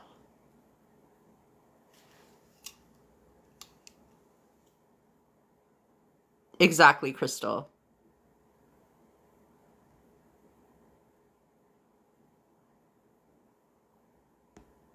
Oh, there's another blonde lady that stayed with her for 3 weeks? Nico go. That's the other thing. See, she's a destiny swapper. She's a parasite. So her saying, like Julia said, that stuck out to me. Her half sister had grand mal seizures. Same thing, same kind of whatever. I think you were saying same thing, but yeah, that's what she did. She took that. She took that from her sister. Oh, Nico Go, I'd be curious to know who that was. Yeah, she doesn't have grand mal seizures. I had a seizure disorder as a child. I was on phenobarbital till I was 7 years old. She does. Absolutely. Uses those disorders as her own. They probably had very similar gifts. I don't doubt that, but again, I'm a very honest person. I'm balanced and fair. I will tell you, Cassie had the spark of divine light within her. She chose to walk in darkness. We all have the choice. She chose to walk in darkness. That is no longer Cassie. Let's be clear on that, you guys, straight across the board. Those are not human beings. Those are demons inside bodies. And I'm going to get to that little story. I would appreciate that Nico Go 8. Yeah, spirit cooking. They learned about all that stuff. Spirit cooking, destiny swapping, all of it. That's part of the reason why she wanted me. People love to try to destiny swap me. One of these days I'll do a full video on like who I am and where I come from. Look at, I had spiritual warfare. See that earlier? I was, we were in this big chat about some things. And one of the things that I was talking about was beyond duality. And the next thing I know, I had this little wound. I got this pressure headache. Felt like somebody was in here. Had to chase them out. Spiritual warfare is real. We take physical hits. I've taken numerous physical hits. And she's a spiritual brawler. I'm not going to lie to you. Cassie is a spirit. Cassie and Brittany both are spiritual brawlers. Ain't no joke about Brittany being a dragon. They really are. But they don't, I mean,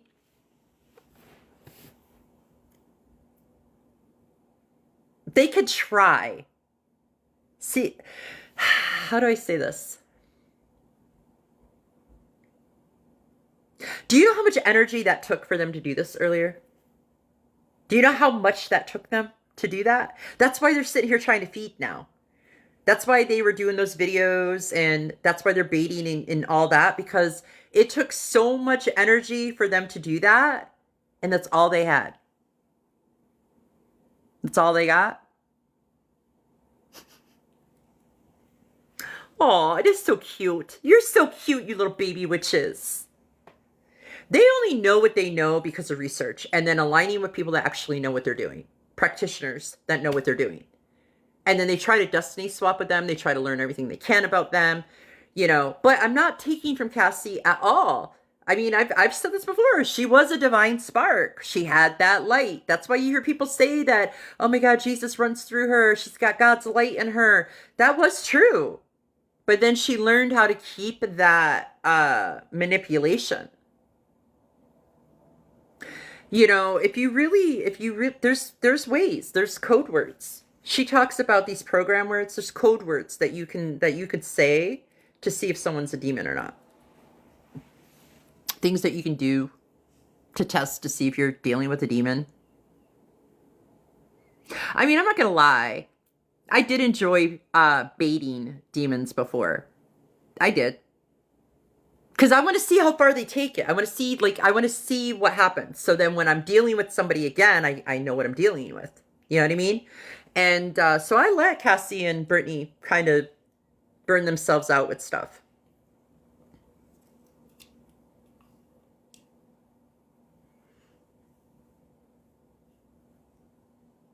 That's right, Tamra. Of course, Melkels, you got it. I'm not trying to drag dragons. I mean, see, that's the thing. They, yeah, waking up with bruise and scars and stuff like that. Yep. That's the thing. I work with dragon energy. I don't like saying that she's a dragon, but she is. I mean, everybody felt that. Everybody knows that's what she calls herself. Yeah, have you ever seen her do the dragon? I can't even do it. Where she like elongates her neck, like super duper long. Have you guys ever seen her do that? Like on any of her lives and stuff? Yeah.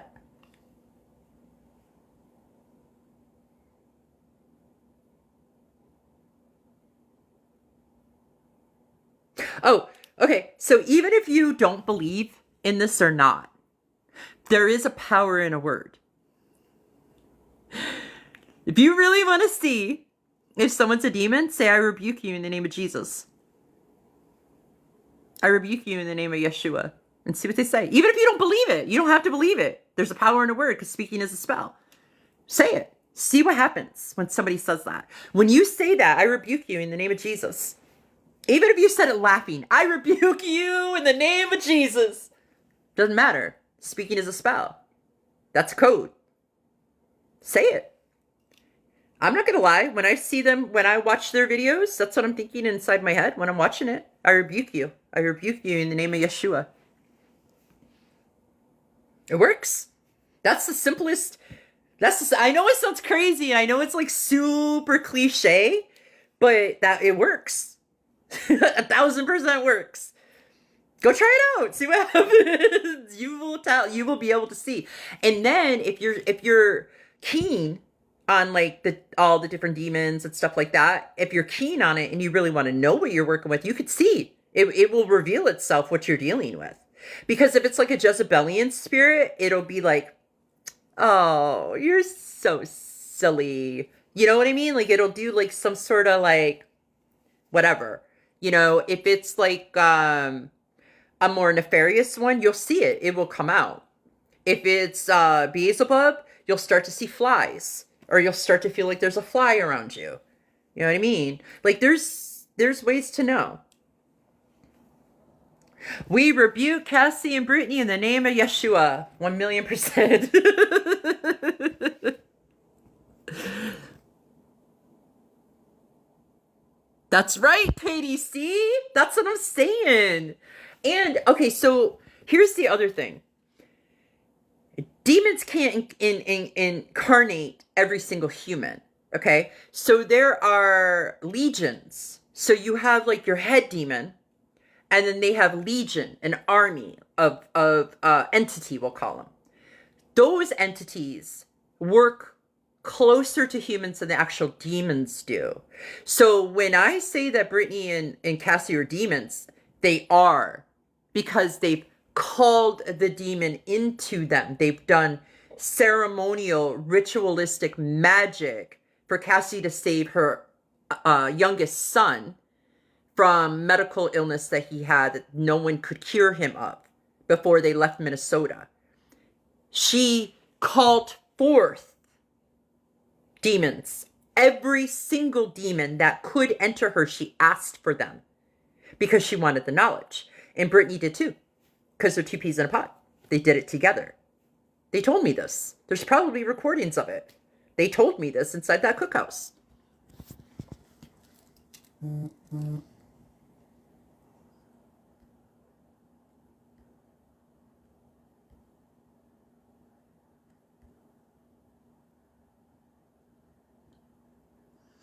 That is why you thought Brittany was a soul sister. 1,000,000%, because she felt and sensed your dragon, we'll call it medicine. And she knew how to manipulate that energy. But here's the thing. I'm year of the dragon. I am dragon. I'm the dragon. They are destiny swappers. Every single person that's in this feed, on this comment section, that has ever interacted with them, either via a comment on a video, a text message, they've researched you. They've researched you. They've checked into who you are and what benefit you could be to them. If you're valuable enough for them to use you.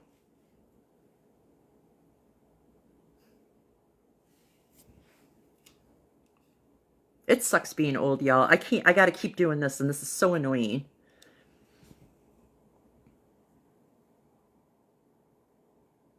Oh, energy siphoning, Melkels. That's energy siphoning. Keeping your comment up like that? They kept your comment up like that because you, yeah, they're feeding, they're pulling energy off that.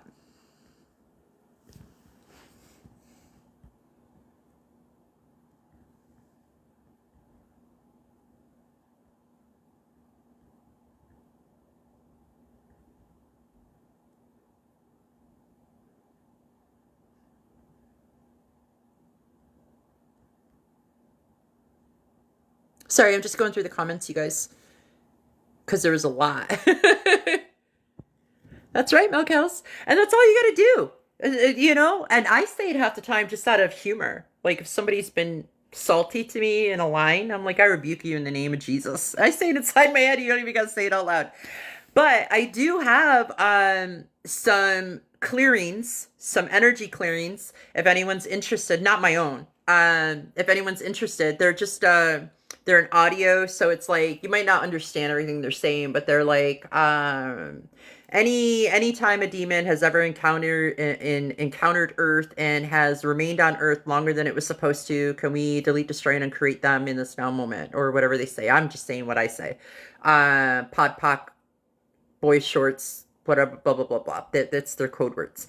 But yeah, and so there's like a demon clearing, there's a land clearing, a money attraction, like money comes to me. There's a bunch of different ones, but I'd be more than happy to share like any of them. But it's got to be through email because they're large files.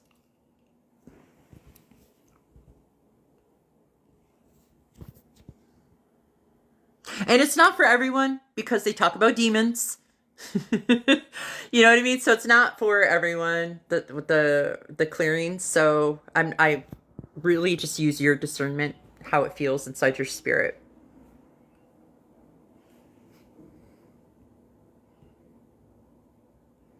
All right, well, I don't want to keep taking up Trix's time. I'm sure Trix has got stuff that they have got to do. Does anyone have anything else they want to add? I don't want to keep taking up Tamara's time. I know that she was getting ready to go out of town. Anyone have any questions? Anyone have a video idea that they would like to see me do regarding Beyond Duality? I'm here for you guys. You know what I mean? Like, I'm here to get this truth out. If there's anything you would like for me to talk about, I'd be more than happy to do it, if I can.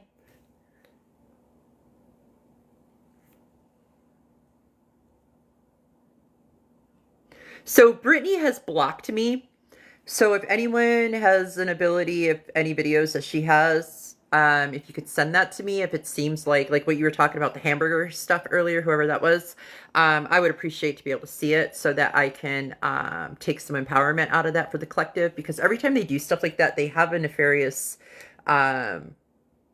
meaning behind what they're doing, not just because of what they're trying to say to whoever message they're trying to give that to. They're also collectively doing things behind the scenes, and I have ways of countering that so that they don't put casting over the collective. Oh, that's good, Melkels. Good. The way to stay under the radar with Brittany is don't comment. The reason why she found me is because I commented. I'm sure she would have found my videos eventually, but I don't think she would have blocked me, but it's because I said something. So that's why she blocked me. I couldn't help myself. My human had to say something. It was regarding her music. I was like, you're trying to claim that this is yours? It's AI. You know what I mean? Like,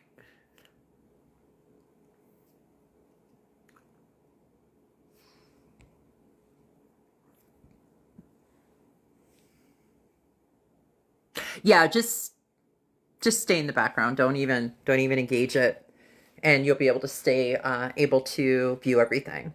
So, all right. Anybody have anything else? I don't want to take advantage of these beautiful women's time that is moderating for me. Thank you for being here, Katie. I appreciate it. I'm going to go live tomorrow too, because that will be my third day of going live. And after that, I'll be able to bring people on. So eventually, you know, Katie, Mel's Kells, whoever else is in here, Mel Kells, anyone else that's in here, you guys will be able to come on and chat if you want. I'm not quite sure, to be honest. Probably around 4 or 5, I want to say. Not sure. Kind of like whenever my creator tells me to. I'm sorry. I wish I had more of a, but what I'll do is I'll put out a little, if once I start feeling that that's what I need to do, I will put out a little video that says I'm about to go live. Or when I will go live. I'll know more tomorrow. Because it's a lot of energy, you know, so I have to get myself grounded and balanced and calibrated again too. You know what I mean? Because it's battle. We're in spiritual warfare. I'm a powerhouse, but I still got to do my self-care. You know what I mean? More water. I haven't eaten today, so I have to have some food. I've been fasting throughout the day, so it's going on 9 o'clock here. I'll be about another hour, and then I'll have some food. I bet you are, Tamara. It's been a long